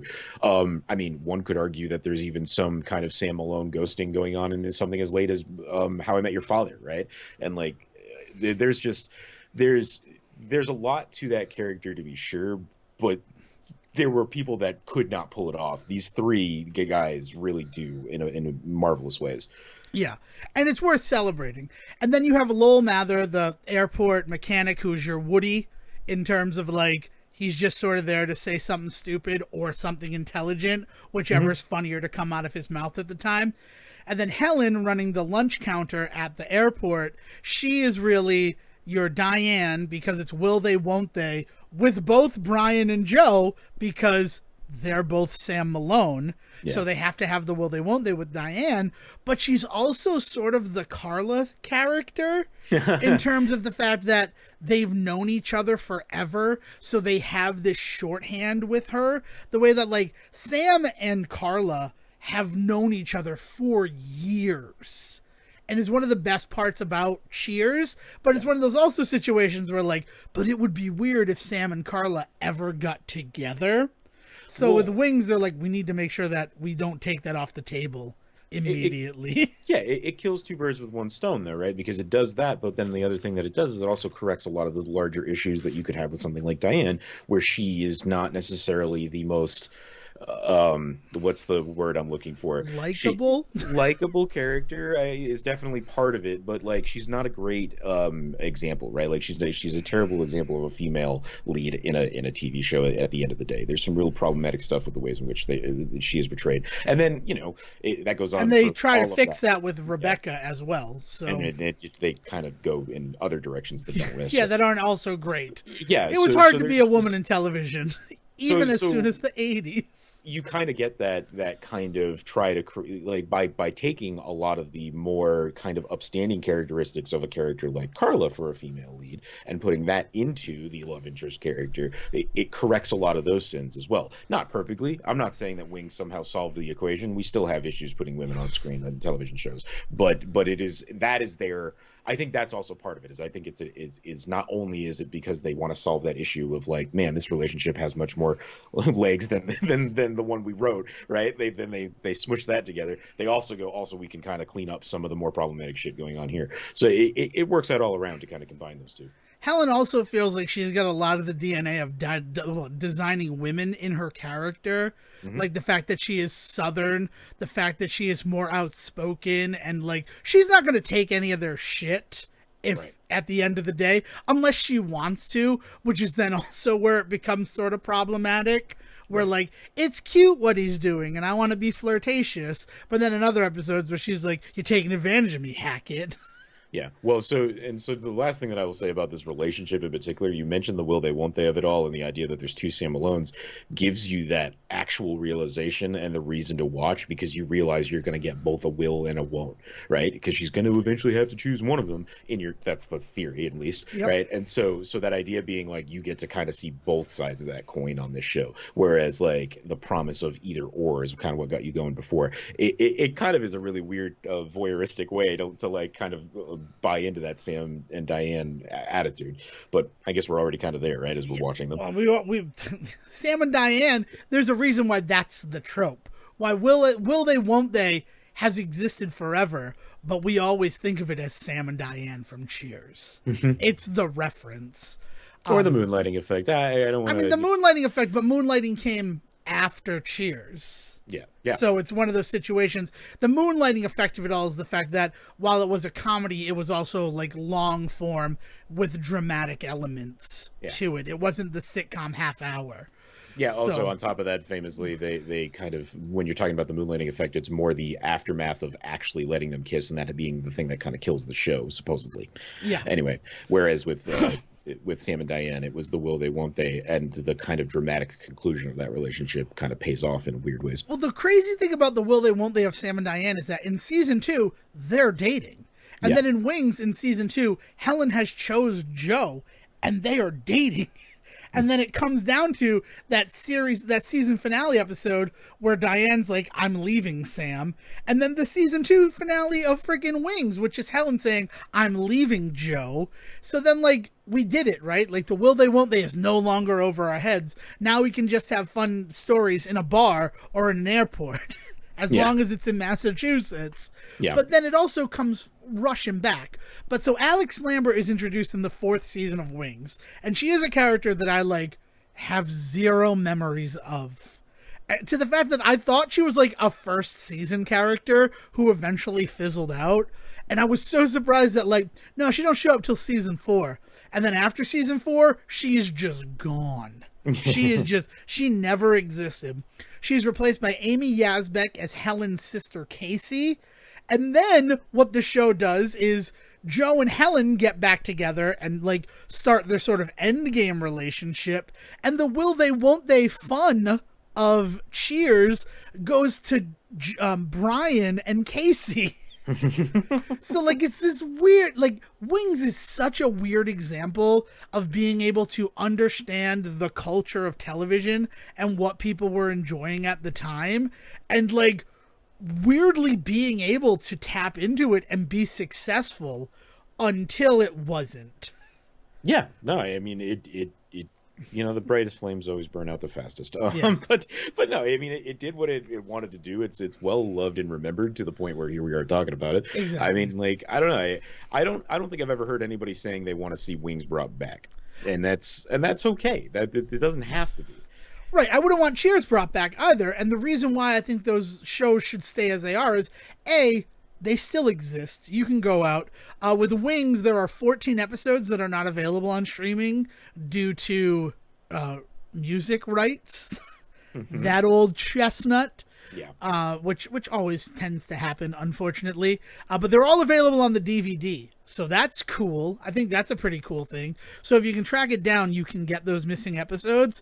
And I feel like I'm going to do that. And I hate myself for saying it. First of all, I think I own season 2 of Wings. And if I do own season 2 of Wings, then I don't need to get the whole series. Man, people should, if that is a thing that's common amongst TV shows in general, they should put out like the unstreamable editions on DVD. You really like you know how much I would pay for just those 14 episodes just collected onto one DVD? Like I'd pay movie money for that. Yeah, no, I that's rampant capitalism, right? That's the more fun edition of Wings. The unstreamables. The more Wings edition. I love it. Yeah, it's yeah, because I think it's mostly season 2 stuff, but there's a big plot point in season 2 where Joe is grounded by the FAA for having hypertension, and they're like, no, your blood pressure's too high, you cannot fly anymore. So then the storyline is Brian is the only pilot, and then they hire Michael, I can't think of his last name. Shannon? No, not Michael Shannon. I wish it were Michael Shannon. The guy who goes on to play Wyatt on Weird Science. Oh, like Michael just Douglas. No. No. That'd be great. I'd love that. No, it's one of those also examples of Martin NBC. Sheen? It's Mike Mars. It's like Maroni. It's an M name. It's MM, and I keep wanting to say Michael Madsen, but it's not Michael Madsen. That would also be crazy. It would also. He's like super young in Wings, and then like 5 years later, from him appearing in season 2, he is playing Wyatt in the Weird Science USA television original series, and it just proves how like NBC Universal was so studio system in the 90s, where they would like cultivate actors until they could put them into leading roles. So they bring him on, and he's like a 16-year-old who has his pilot's license. So like a lot of the jokes are, oh yeah, I'll just get my guidance counselor to write me a note saying I was working. It's good stuff. But then by season 3, Joe is just flying again, and there's never the episode where like he lowered his blood pressure. So I don't know if it exists or if it's just one of those things where, no, it's fun to have Brian and Joe fly the planes. It's kind of nice though to have like a mystery, right? Like I was saying, people get so caught up in writers just solving everything and wrapping everything up nicely. And like, how dare you not remember this thing from 13 seasons ago, Supernatural? And it's just like, calm down. Like, it's not even the same writing team in the room anymore. Why like? I mean, apparently the whole Antonio's journey from Mater D to Taxi Driver is covered in a later season episode. So I am very happy that Wings is also on Paramount Plus. So nice. I have been able to continue my journey, even though it's now gone from Hulu. But I did want to talk about it. Like 4 seasons in, pretty much all the iconic stuff except for Amy Yazbek has happened on the series. Yeah. We haven't seen my favorite episode yet, which is Roy's birthday party, where it's revealed that Roy Biggins, David Schramm, rest in peace, David, heck of an actor. I love him in this show. Like, he's just a skis ball, but he also like weirdly has a heart underneath all of that, you know, bad cologne and gel in his hair and polyester. There's an episode where it's his birthday, and it's revealed that he was born on leap year. So every year on his actual birthday, February 29th, he has the birthday as if he were turning that age. And it's like fun and whimsy in this character that you don't see a lot of that fun and whimsy in. Nice. But my favorite line about it is, he wants gifts as if he were actually turning 7. He wants all of this stuff. And then the throwaway line from Brian is, and don't get him any of the Batman stuff. We already got him everything for his last birthday. It's just like, and it's like Batman is still this huge thing. Wings is such a cool time capsule of the 90s because of how mundane all of it is. I mean, in much the same way that Cheers was a really good time capsule of what the 80s was, between the fashion, the hair, the conversations in that show. Like, you get a real feel for what people did in the 80s, especially because, you know, in the 80s, it's not like in the 90s where like everybody had a TV in the house and shit like that. Like, going out to a bar was something a lot more people did and spent a lot more time there, you know? Yeah. Which is why they... To, like, watch the game and shit like that. Like, anyway, sorry. No, which is why the evolution of... It needs to be a workplace comedy that has all these people coming together. Yeah. Because, like, people aren't just going to the airport for fun. Right. But people aren't going to bars as often. Right. So it needs to be something that's, like, sort of exotic, right? It can't just be like a paper company. Though The Office proves that does work later on down the line. But, like, in the early 90s, it's like, well, it needs to be a workplace comedy, but it needs to be a workplace that's a little off-kilter, that people don't understand, so that the situations that come up, it'll be fun, it'll be enjoyable. Yeah, and then what The Office does is it takes the workplace comedy and says, we're all off kilter, which, you know, it had been done before, but it cannot be denied that it blew up with that. Yeah. Now every office is The Office, and that's going to be that for the rest of eternity, so be ready for that. So I don't know if you want to keep going down on Wings, but we got to talk about some of this game stuff that happened. Oh yeah, no, it's definitely this is the Wings. Basically, if you have Paramount Plus, check out Wings. It holds up. Is the end of it. There's some weird episodes in season 2. Well, season 1 has one that with Megan Mullally, who, like, the choices she made as an actor in that episode, season 1, episode 5, are interesting. Oh dear. But it's very weird to think it's this show from 1990 where a character essentially has to leave Nantucket because she is promiscuous, and oh my god, everybody's grasping their pearls because this woman is sexually active and enjoys having sex. Yeah. Like, weird. And then season 2 has an episode with Abraham Ben-Ruby, who as Roy's son, Roy Jr., RJ, where he comes out as gay, and it's such like a weird episode in terms of the casualty where he's just like, no, I'm gay. It's like for the 90s to be delivering something like that, because I think about the season 1 episode of Cheers, that's the gay panic episode that a lot of Cheers fans say it's the people at Cheers put on a morality play because you have characters who are not acting in character in that episode. Okay, yeah. This is not really in universe at this point. Yeah, like I would never believe that that's how people would act, and it's like, well, no, that's probably true, and you just need to come to terms with the fact that in 1982, Norm Peterson and Cliff Clavin weren't the most, intelligent about people who are different from them, and that might be how they react. And then as the show goes on, kind of as a direct path from this episode and the way that it works, where their expectations about who is a homosexual and who isn't are directly confronted, they're able to go on and become those better people. Like, it's people trying to make themselves feel better when they say that about Cheers.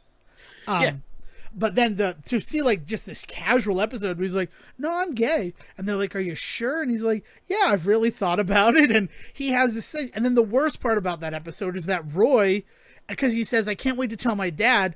And they're like, you might want to take a second there. And he's like, why? My dad's my best friend. I think he'll be happy for me. And his father is not happy for him. To the fact that in season 8, there's an episode where his estranged son comes back. And they have to make up for that episode. But there's some really good episodes of TV in Wings. Check out Wings. Let's talk some fucking games, Sejin. Yeah, because some shit went down as far as some games go. I mean, like, where do we want to start? I mean, there was fun news, there was weird news, there was kind of whatever news. It was kind of all over. All right, we're not going to talk with the best news. We'll save the best news for last. And if we have to pause so I can tell you what I think the best news is, that's fine, but I'm pretty sure you know. I mean, yeah. Because honestly, the best news for me is really the only news that mattered to me about everything that happened, and that is the weirdest part of all. Yeah, it's more that we have to talk about that a games thing happened, right? There was all of these announcements, and video games are still alive and well and kicking and coming, and there's some really wild ones on the way. I'm really curious about a lot of the stuff that we got, that's like the remake and re-release stuff. Not that it's new, it's just that this time it was just kind of weird, like the renaming of The Last of Us, and there was some confusion for that because when they first said Last of Us Part 1, that was not what it was called before, and I think that with the Final Fantasy remake kind of breaking itself up into parts, there was like this weird moment where people are like, does this mean that it's not the full game? And everybody was like, well, no, it's just because Last of Us Part 2 kind of made its stamp, and they want to just kind of get it more in line with that. So weird shit like that just kind of coming out all over the place, where things were maybe not as clear as they needed to be. A lot of stuff coming out around the event. What was it called? Games Fest. Summer Games Fest. Summer Games Fest. Presented by Jeff Keighley.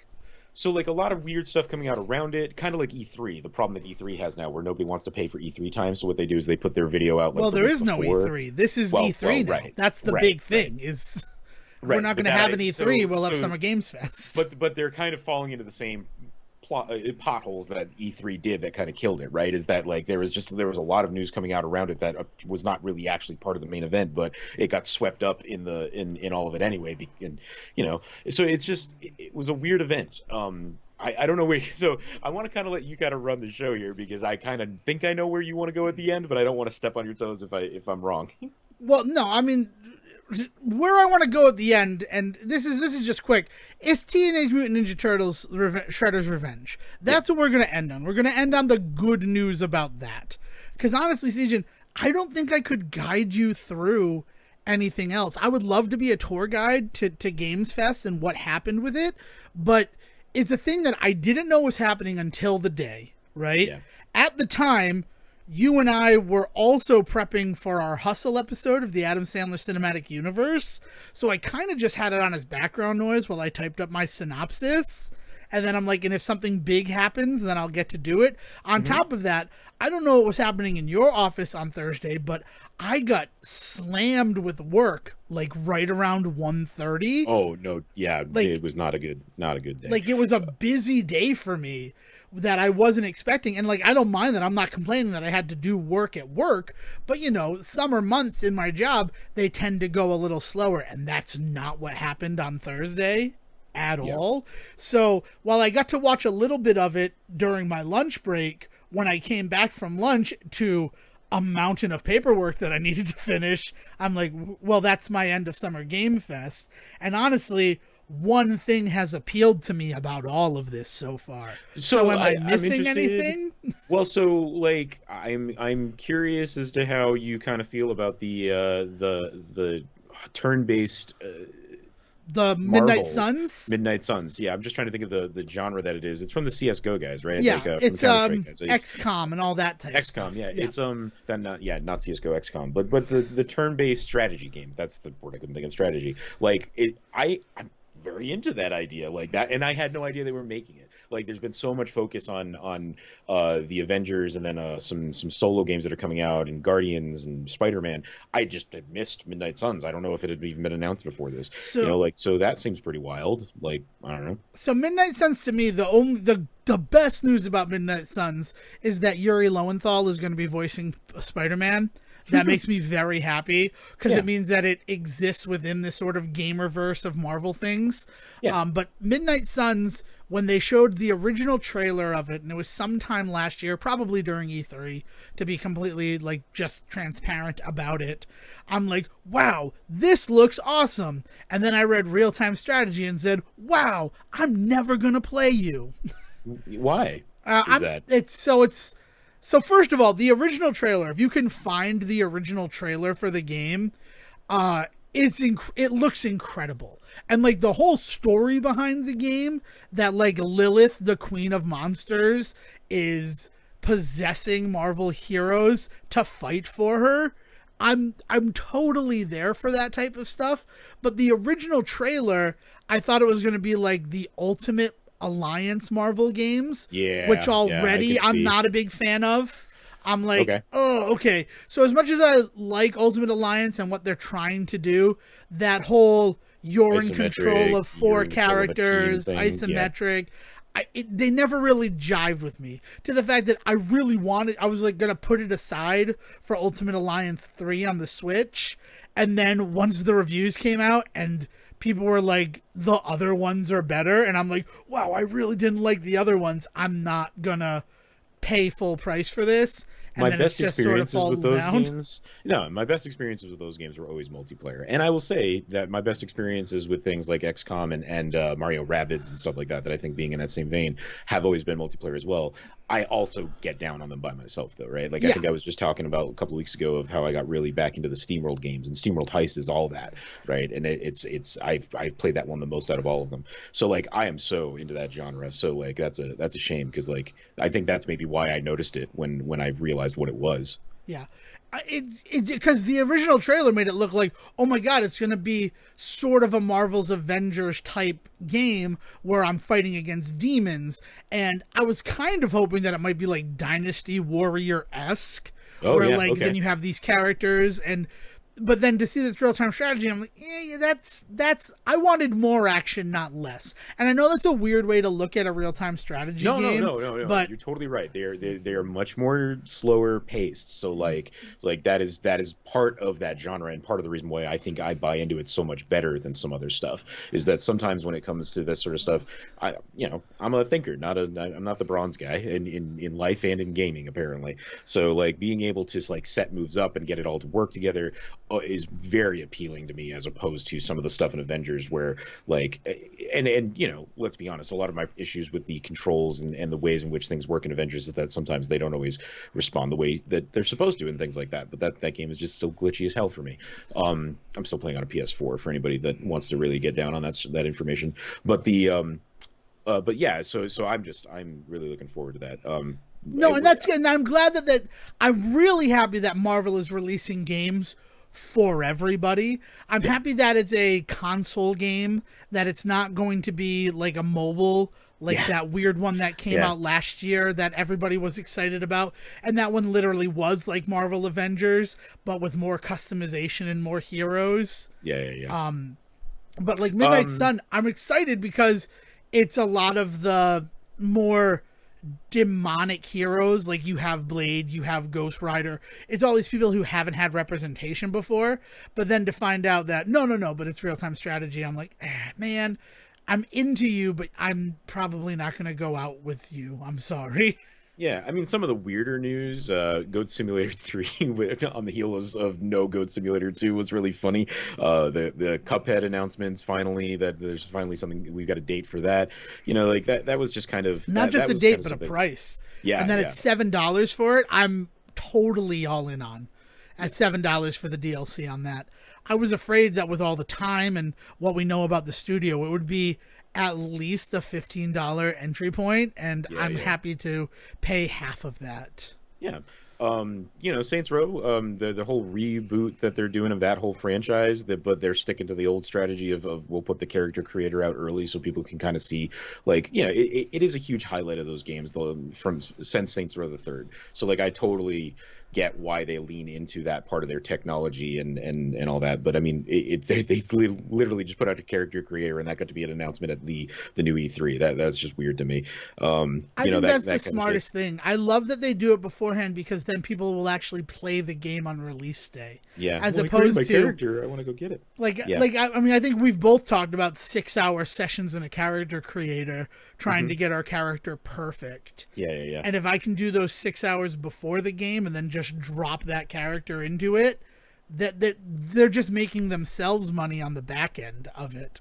For sure. Yeah. The only other big one that I wanted to kind of point out was just kind of cool to hear about was Stormgate, which for anybody that doesn't know, it's a new studio, Frost Giant Studios, that's putting it out, and it is a bunch of old developers from Blizzard that worked on things like Warcraft and Starcraft and those kinds of games. But it's that excommunication from Blizzard. It is that we kind of left Blizzard because either we got too big for being there, or like we didn't necessarily agree with a lot of the attitudes. So just in light of everything that's going on currently with Blizzard and what we now know about like what the environment is to work there, a bunch of people that used to work there that have kind of gone to form their own studio is, I think, a story to watch. Keep an eye on it, because not only is it a team that worked on some high quality games in the past, but now the other side of history that we also know, the dirty deeds that we are not always privy to, like getting to see those people out from under that thumb, getting to do something that they've been working on for a while, at their own pace, it sounds like it is going to be definitely a story to keep an eye on, if only because maybe it's when we'll find out that things are no better there, but maybe they are. I don't know. That's kind of part of the morbid curiosity I have for that game. That's cool. It's not that I don't care about that game. It's really, I was just expecting trailers. I wasn't expecting a whole event when it was something that I heard of like literally an hour before it started is the first time I heard anything about Summer Games Fest. Yeah. And then for it to be a 3-day event encompassing so much of what E3 used to be, honestly, I was tired after that first half hour of Summer Games Fest. Fatigue. Where I'm just like, when is this going to end? Like, I'm not interested in, this isn't what I thought this was going to be. I thought this was going to be a lot of sizzle, and then if I wanted more substance, I could go find it afterwards. Right. But it wasn't. They really sort of balanced it out more to sizzle and substance. I think the problem is, and this has always been kind of E3's problem over the last decade or so, is that it is so geared towards acting acting like it is like a TV event, that it forgets that it's online, and so it doesn't have to behave in the same ways as far as like timing of things and pacing and all that. Like, yeah, you don't want to release everything all at once and then things get kind of lost in that shuffle, but like don't treat it like it's like a 3-day television event either, like, which is kind of what it felt like. And it always and like I said, E3 has kind of felt like that. Is it felt like it was really leaning into the, well, what's going to get us the television views, what's going to get us on the news tonight, what's going to get us in the papers tomorrow, as opposed to focusing on like, hey, we're in a digital space, guys. Like, let's reinvent the wheel here. Yeah, I mean, I remember the first E3 in 1996 and just reading all of... That's when I got all of my gaming magazine subscriptions, was on the heels of that, because, like, finally they had something to talk about in gaming magazines again, which, that's so crazy to think that that was a time in my life. You didn't want to spend $12 a month to get just a big old pile of ads delivered to you? Yeah, no, I wanted substance. I wanted interviews. And then like they realized, oh, there is a whole journalism side to games development that we can highlight in our magazines. So that was interesting. And then the fact that like E3 really hasn't ever grown past that is so strange. No, worse. As I was saying, kind of devolved, right? Like it kind of lost that journalistic edge and really just became about advertisements again. That same thing that it was kind of fighting against when it first kind of blew up. And like, let's be clear about the history of E3. It was always a business event, and this like outward facing side of it that like allowed people to come and like partake and talk about it. That was new and innovative at the time when they decided to let the public kind of see what they were doing at these things. And then it became such the focus of E3 that it eventually killed what E3 is. So I don't know what they're doing as far as the business side of things go, but this is clearly just that public-facing advertising side of it again, where they have potential to do good journalism that the public is interested in, but they don't seem to be taking that opportunity, or didn't this year at least. Maybe I'm missing something. Maybe there's stuff out there that we just aren't seeing because everybody's all into the Flash. But if that's the case, like, I hope somebody sends me something to prove me wrong. Yeah, I don't know. And even the Flash is dimmer than I would expect it to be. Like, I was expecting it to be... The games were not huge. Maybe Jeff Keighley between, like, saying, wasn't that exciting, and we can see it this, and if you want more information, this is what we're going to have. Not the fact of, like, here's 20 minutes on that 1-minute trailer you just saw. Yeah. And I'm just like, okay. That's really it. And I guess where it all starts for me is with the LRG3, the Limited Run Games E3 event that preceded everything, which was a lot of fun, but was a lot of trailers for games I already had seen. Like, it wasn't new trailers, it was trailers that we had already seen with the accompaniment of what the Limited Run Games release is going to be. Really the thing that set the world on fire about that, in addition to the Teenage Mutant Ninja Turtles thing that we're going to end this on, was the fact that now Limited Run Games is getting the rights to old NES games, like old licensed NES games, and they're going to be releasing those physical for the new systems. Yeah. That Bill really, and Ted set is weird. Well, but it kind of speaks to the relationship that they've really developed with the Switch in particular. It's been a really cool thing that they've been able to kind of, because when Nintendo wanted to go make the Switch, that part of the directive was to make a more indie friendly system, right? And so that has been clear. That has been something that has really shined on the Switch for me in particular. And it shouldn't be such a surprise that one of the companies that they've decided to work so closely with in that regard was Limited Run. And then it works both ways, right? Like Limited Run being a really reputable company that works with indies to get like physical copies out for the Switch, then Nintendo can go back to them and say, okay, like what do you guys want? You've really helped us build up this reputation here. They get some sway to be like, well, if we could do some more licensed stuff, but still like weird stuff, like let's dive into a catalog that people just don't have access to.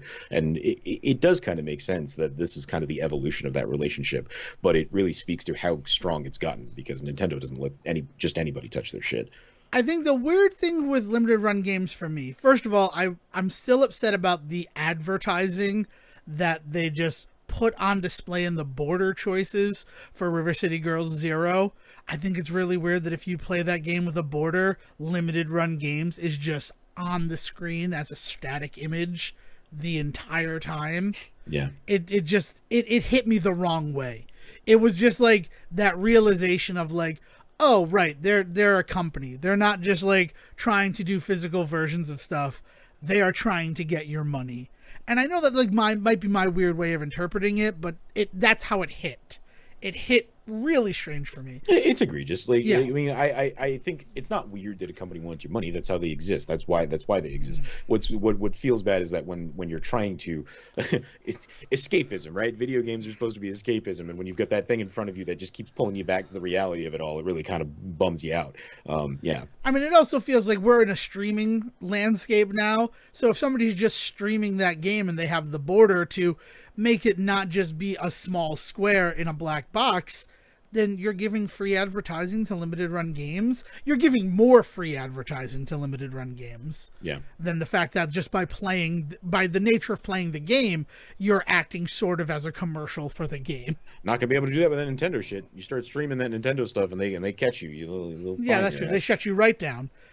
Even stuff that's out there and available, Nintendo will say we own this. Even stuff that is sponsored by Nintendo, that they then just have somebody that gets a wild hair up their ass and docks somebody. Well, I won't say they dox them, but they hit them with a fucking copyright claim on YouTube, even though somebody's like, Nintendo, you paid me to make this advertisement for you. You wanted me to do this, yeah, but it's no longer.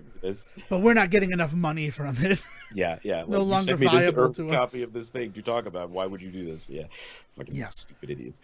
Video games is weird, but video games is weird. So let's talk about some of the good things. So the only reason that I watched the Limited Run Games 3 event was hopefully to see release dates for 2 games. I'm currently excited for 2 games, and that's it. I am excited for 2 games right now, and outside of that, I don't know if I'll ever play video games again. Not true. There's a 3rd game that I'm excited about, but I didn't realize how close it was. I know you're excited for TMNT, but I didn't hear they were putting a new Leisure Suit Larry out, so I'm very happy. Ha. No, River City Girls 2. This guy got jokes. Which this past week I dove into River City Ransom Underground, which come to find out is sort of the missing link between what was and what is with River City Girls. Okay. Unfortunately, Dale and I, halfway through through our run in the game, we accidentally deleted our save file. Oh God! Because she had hit her controller and moved over to delete, and we didn't realize that both people would be in control on the title screen at the same time.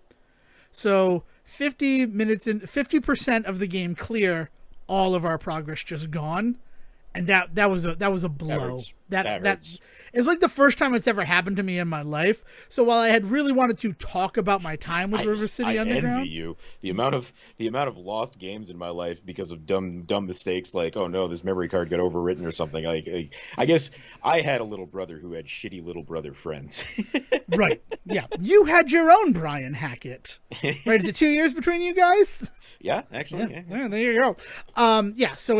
So I had wanted to talk about it because really enjoyable. I mean, the last mission we did, this is the reason why it was a blow and we really haven't gone back to the game.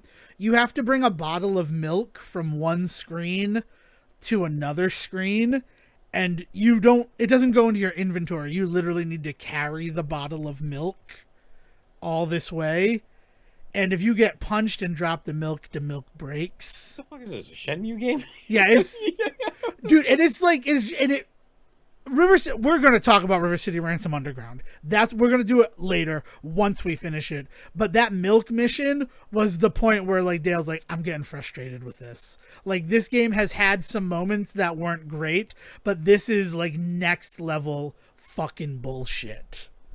And we did it, and we completed that, and then we're like, we need to take a break because we were both kind of like our hair was all raised and our haunches were up, and then to lose our save file, we weren't really ready to jump back into the game. Okay, as it goes. But I'd like to share it. So River City Girls 2, that's what I've been looking forward to. And the other one is Teenage Mutant Ninja Turtles Shredder's Revenge. I'll also shout out Blossom's Tales 2, the Minotaur King, because if you want a game that is just keeping the spirit of Legend of Zelda Link to the Past alive, look no further than the Blossom Tales series. Okay. And I didn't realize that was coming out this year. That was given a release date too of August 16th, 2022. So I do need to finish Blossom Tales finally. That's when I started playing on Dale's system, and then I just haven't finished yet. But I bought it on Steam for $1, so I'll start it up, and maybe we'll get to talk about that one. But those are the games I'm looking forward to. So the reason I go into the limited run games thing is I'm like, I know that River City Girls 2 and the Ninja Turtles game are both going to be featured, and maybe on some off chance we'll get a digital release date. And that's the most important thing that I want to remind people about with limited run games, because I've had the conversation with some people about the Teenage Mutant Ninja Turtle game, which we finally got a release date for, and it's this coming Thursday. It is the 16th of June, basically 1 week after they announced it. And is it being covered by Limited Run? Limited Run is doing a release. Okay. And their big score, and I guess I don't understand how you would have to do it, is that every copy that they're producing comes with a coupon for a free personal pan pizza from Pizza Hut. And online, nice. And all the people working on it act like it was the hardest thing in the world to get that done. But, like, wouldn't you just contact Pizza Hut and be like, do you want to do this promotion with us? Yeah, but you know, like I can imagine. I think of like all of the games that come out with like get like a free avatar or something like that, or a free copy of the soundtrack and things like that, right? And how they've always got these weird expiration dates on them, like 6 months out, and you think, well, that's. Many people buy games 6 months after they come out. They wait for sales. They wait until they've got the money for it, because games are not like movies that are $20. Like you're talking about like a $60 investment. $70. $70 nowadays, right? But more to the point, right? Mm-hmm. So it becomes kind of a weird thing to have to kind of package in this coupon.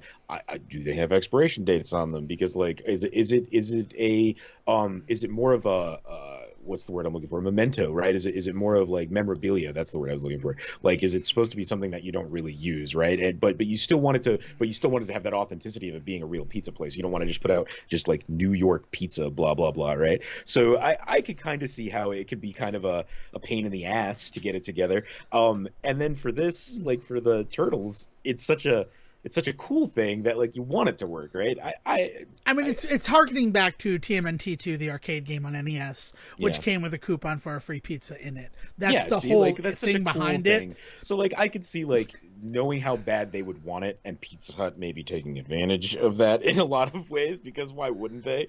I don't know, man. I don't know. Pizza Hut gives you a free personal pan pizza if you read 5 books. So like it doesn't seem like that is really hard for some people. I know it doesn't seem that hard to do. But no. What I'm saying is that like it's not like Pizza Hut is not giving out free personal pan pizzas. It's not like that's the thing about it to me. Is that's where I'm coming at it towards. Is not like we want to give a coupon for a free large pizza. Not all of us are so quick to swindle Pizza Hut, Dev, all right? Some of us I'm not swindling Pizza Hut. That's not what I'm saying. What I'm saying is a personal pan pizza is kind of the way that they market Pizza Hut these days. Yeah. No, yeah. But that's cool. I mean, like it's a really cool add-in, and I don't know if I don't know if I would spend it. I would probably frame the I'd probably hold on to it. Yeah, exactly. I don't know if I'd use it. I'd get Pizza Hut, but I don't know if I'd use the thing. Well, and so then there's the sell, right? It's like, how do we know people are going to use these things and not just keep them for the rest of their lives? And it's like, well, free advertising. Exactly. I don't know, but that's been the weirder part about it. Is like, I feel you're asking like you now own a Pizza Hut franchise in Wichita, Kansas. Also, old man Pizza Hut probably being like, you want to put this in a video game? They were always like on the cutting edge of technology with video games at the time. But yeah, I guess that is a real weird indicator of the series. Back to the game though. And the reason why the limited run of it all. So it's available digitally this coming Thursday. I'm very excited. I've already set up with 2 different groups of people for playthroughs of the game. And this is my conversation with you to try to set up our 3rd playthrough of the game. We'll have to figure that out afterwards. Game together, yes. Yeah, it has to happen. But I'm doing it with the Board with Friends guys. That's my Switch playthrough. PlayStation playthrough, I already have it set up with Dale has a friend and I have a friend who want to do it, and who they're like, we are committed to playing through the game that night. And I'm like, exciting. We get to test the net play and see if it's any good. Mm-hmm. But then it's also coming free day 1 release to Xbox Game Pass. So like by the next time I record for the show, I'll have beaten it at least 1 time, maybe 3 times. Yeah. And have some fun stuff to talk about. Yeah, I think Game Pass is where we would naturally fall with everything. Sorry. Because that'll be good because we can like I can like sit here at my setup and maybe we can stream or something. Yeah, Yeah, we'll exactly. talk more. We We'll have talk we more have about some more this. to talk about it. So But see, this is cool. Like this game, this is exciting. Like the I'm game. very excited for this Yeah. game. It seems like it's paying a lot of homage to the games that came before it. Specifically, with like one of the levels is named Big Apple 3 p.m. as opposed to Big Apple 3 a.m. from Turtles in Time. So like they clearly understand the source material. The fact that Splinter, April, and now Casey Jones are going to be playable, I'm very excited about, because that's 3 more playthroughs of the game that I'm going Yeah, to I do. honestly Like if you had asked me 5 years ago, like if there was a new TMNT game that allowed you to play this roster, who would you want to play first? Casey Jones would have been my pick 10 times out of 10, right? yeah, But man, some of the stuff they've released about April's moveset look fucking badass. Like I love some of the moves that she's got with like the camera bash and stuff like that. yeah. I mean, obviously, my first playthrough, I'm going to do Raphael because he's my turtle. But then, like, yeah, my next one, I want to do Casey Jones. Maybe you should I should do Raph and Casey. Maybe That'd be a pretty solid run, right? It'd be That would exciting stuff. Really fun.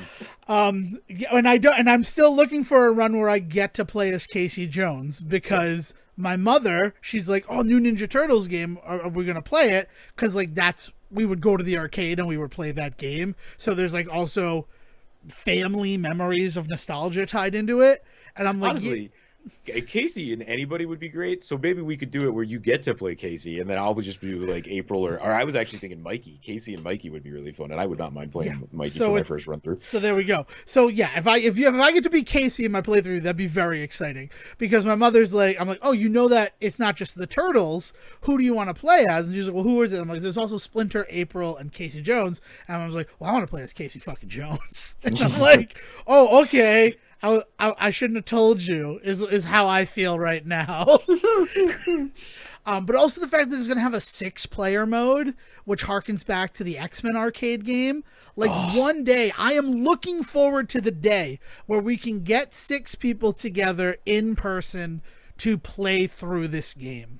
Yeah, I mean, you got to leave Splinter behind, right? Like Splinter's the least likely to have gone out on the mission, right? Yeah, like, I unfortunately, depending on the story, I guess. Yeah, but I mean, also, yeah, you want the representation that April has. April and Casey being together is fun, even though it is very, very obviously the animated series Casey Jones. Yeah. But, you know, I'm going to still imagine Celeste Codius underneath that mask, as I always have and do.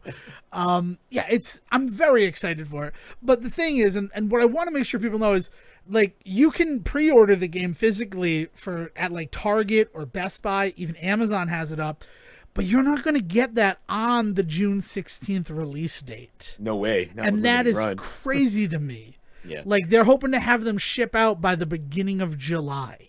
Yeah. Those ones that are going to be sold at regular retailers.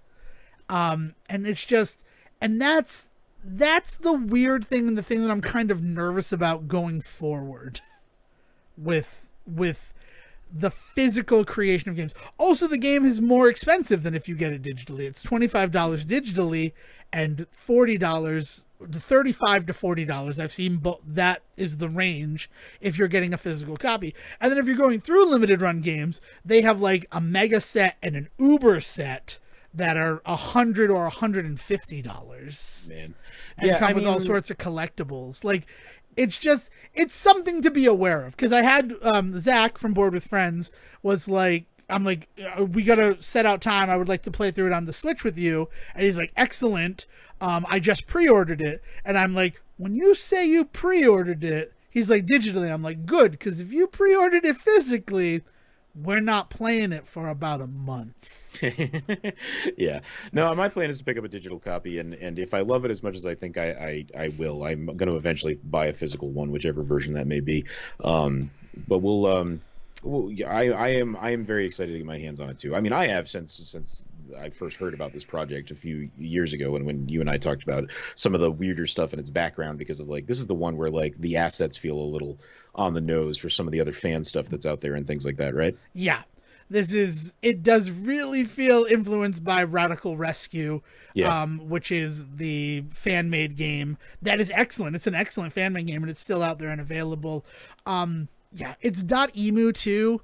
They're the ones who did Streets of Rage 4. And as much Mm, fun as I was able to get from Streets of Rage 4, yeah, it doesn't really feel like a Streets of Rage game in the yeah. beginning. So I hope that this feels like a Teenage Mutant Ninja Turtles arcade game. I mean, from everything that they've From shown, though, everything like they've it shown, but really does feel like it. Streets of Rage 4 felt that same way. Yeah. And then, like, the story mode felt really strange and was required to be beaten to Hey, play well, it in arcade mode. yeah, maybe the first couple of hours of this game will be that point and click Leisure Suit Larry adventure you want after all, Dev. Well, I'm nervous too. Like, is it going to be 6 players right from the beginning? Mm. Are Splinter, April, and Casey going to be unlocked and available to play as from Go? Yeah. Like, that's my biggest question, because the Streets of Rage 4, all of the marketing showed the 5 characters that were available before we even get to like extra characters. Right. And then lo and behold, you couldn't play as Adam, like one of the guys that they sold the game on the back of, until after you beat the 4th level in story mode. Interesting. And so like that felt weird. Like that came from like, it felt like it came from nowhere. Right, that because it kind of it doesn't really give you that like arcade jump in jump out feel that you kind of want from these games. Yeah, well, we'll have to see. I mean, like I said, no matter what, I am invested in and totally down, and I am excited for it too. The style, the story, from what I can see, the intended fun that they're promising. We'll see if it's there. I'm totally on board for it. And yeah, you and I can definitely talk about setting up some of that online stuff, because I would love to play it with somebody that loves it as much as I do. Yeah. And so I'm excited. So we will definitely more than likely be talking about that game and our actual impressions of it. But I just wanted to get down some of my fears and some of my thoughts, so that they're at least realized and on paper. And honestly, of all the video game stuff that we did, seeing that release date and seeing that it was a week away, that's the only thing that really cared or mattered to me. Because all the other stuff, as much as like the delicious last course of Cuphead coming out by the end of June is exciting, a lot of the stuff they showed 2023, 2024 release dates. Yeah. The Resident Evil 4 remake, which I'm excited about, because maybe I'll finally get to play through Resident Evil 4. Maybe, who knows? I mean, considering the way that you've taken to the last few, I'd be surprised if you didn't take to this one. Exactly. But it's not till 2023, so I'm not going to start getting excited about it. Yeah, we can't. Resident Evil is in a whole other world right now because of all the Netflix stuff that's come out, and I'm very looking forward to all of it. But man, the internet needs to just grow up sometimes. The waiting till May of 2023, because that was the month they put on it, right? May. Yeah. I was not surprised by that date at all, but I will say that like I did not have as much interest in it as I will by like December, say, or that sort of thing. Yeah, it's probably gonna be like a February game where I start to like really consider it, because they'll probably drop a small demo at that time, like right, but, like they've done in the past. Yeah, but one of these situations where like, oh, there's a game coming out next May, but there's a lot of months between now and next May. I just don't have the mindset to start getting excited for that yet, man. Yeah, exactly. I just don't. Especially when we consider how things have been delayed, like with everything, all these Marvel movies that are delayed. The thing that keeps getting me is movies, like release dates. I've lost track of so much of where movies have ended up on the schedule. Lightyear comes out this week. Did you know that? Yeah, I did, but I don't know how I feel about Lightyear. Oh, I'm excited. I'm excited to see it, but it's one of those situations where this is a Pixar movie that's good enough for theaters, Sejin, to just really bookend this episode by everything we're talking about. Yeah. I mean, like I was sold from the moment that I heard they were so I heard, oh, they're making a Lightyear movie. My first thought was that'd be pretty cool, because much like Buzz Lightyear Star Command, I would love to see a movie that is the kind of movie you'd expect Andy to go and sit down in the theaters and watch. And I hope that that's the direction they go with it, and they don't just make it just Buzz like Tim Allen and all that. And then like heard one of the artists working on the movie say that was their intended look of the film, saw the first preview. So like it is lined up with my kind of desires for what I want it to be. They're playing right to me, essentially, is what I'm saying, every step of the way. So like super excited for this movie, right? But then all of a sudden, like just like you saw like a McDonald's commercial yesterday where it said, "And see Lightyear in theaters this Friday," and I was like, whoa, wait a minute, what? I thought we were looking at like a November release or something. So like I had no idea this movie was coming out. Well, we're looking for a November release to Disney Plus, if that's any consolation. Right. But it's that idea that, right, that like that I've just lost track of all of this stuff, and so telling me about a movie that's a year and a half out, I can't even keep track of a movie that is apparently coming out next week. So like don't like hold off on these like May 2023 releases, please. Yeah. Understand that I've noted it, but I'm not gonna be thinking about it actively until we're a little bit closer. Yeah. All right. Yeah. So that's it. Anything else that you think we should touch on this week?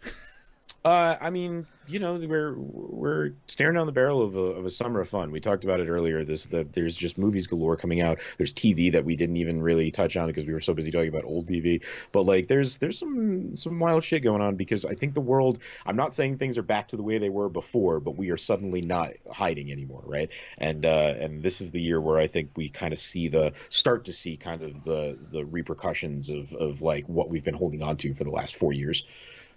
Yeah, I can agree with that. This is going to be one of those moments as a society where we understand a little bit. We also more. have like a huge election coming up in November of this year that like is going to be kind of secretly in the background of all of this shit. Like we're sitting on the weekend of like the January 6th committee stuff finally getting some traction. Like there's some weird shit going on outside of what we just talked about today that we didn't even really poke at.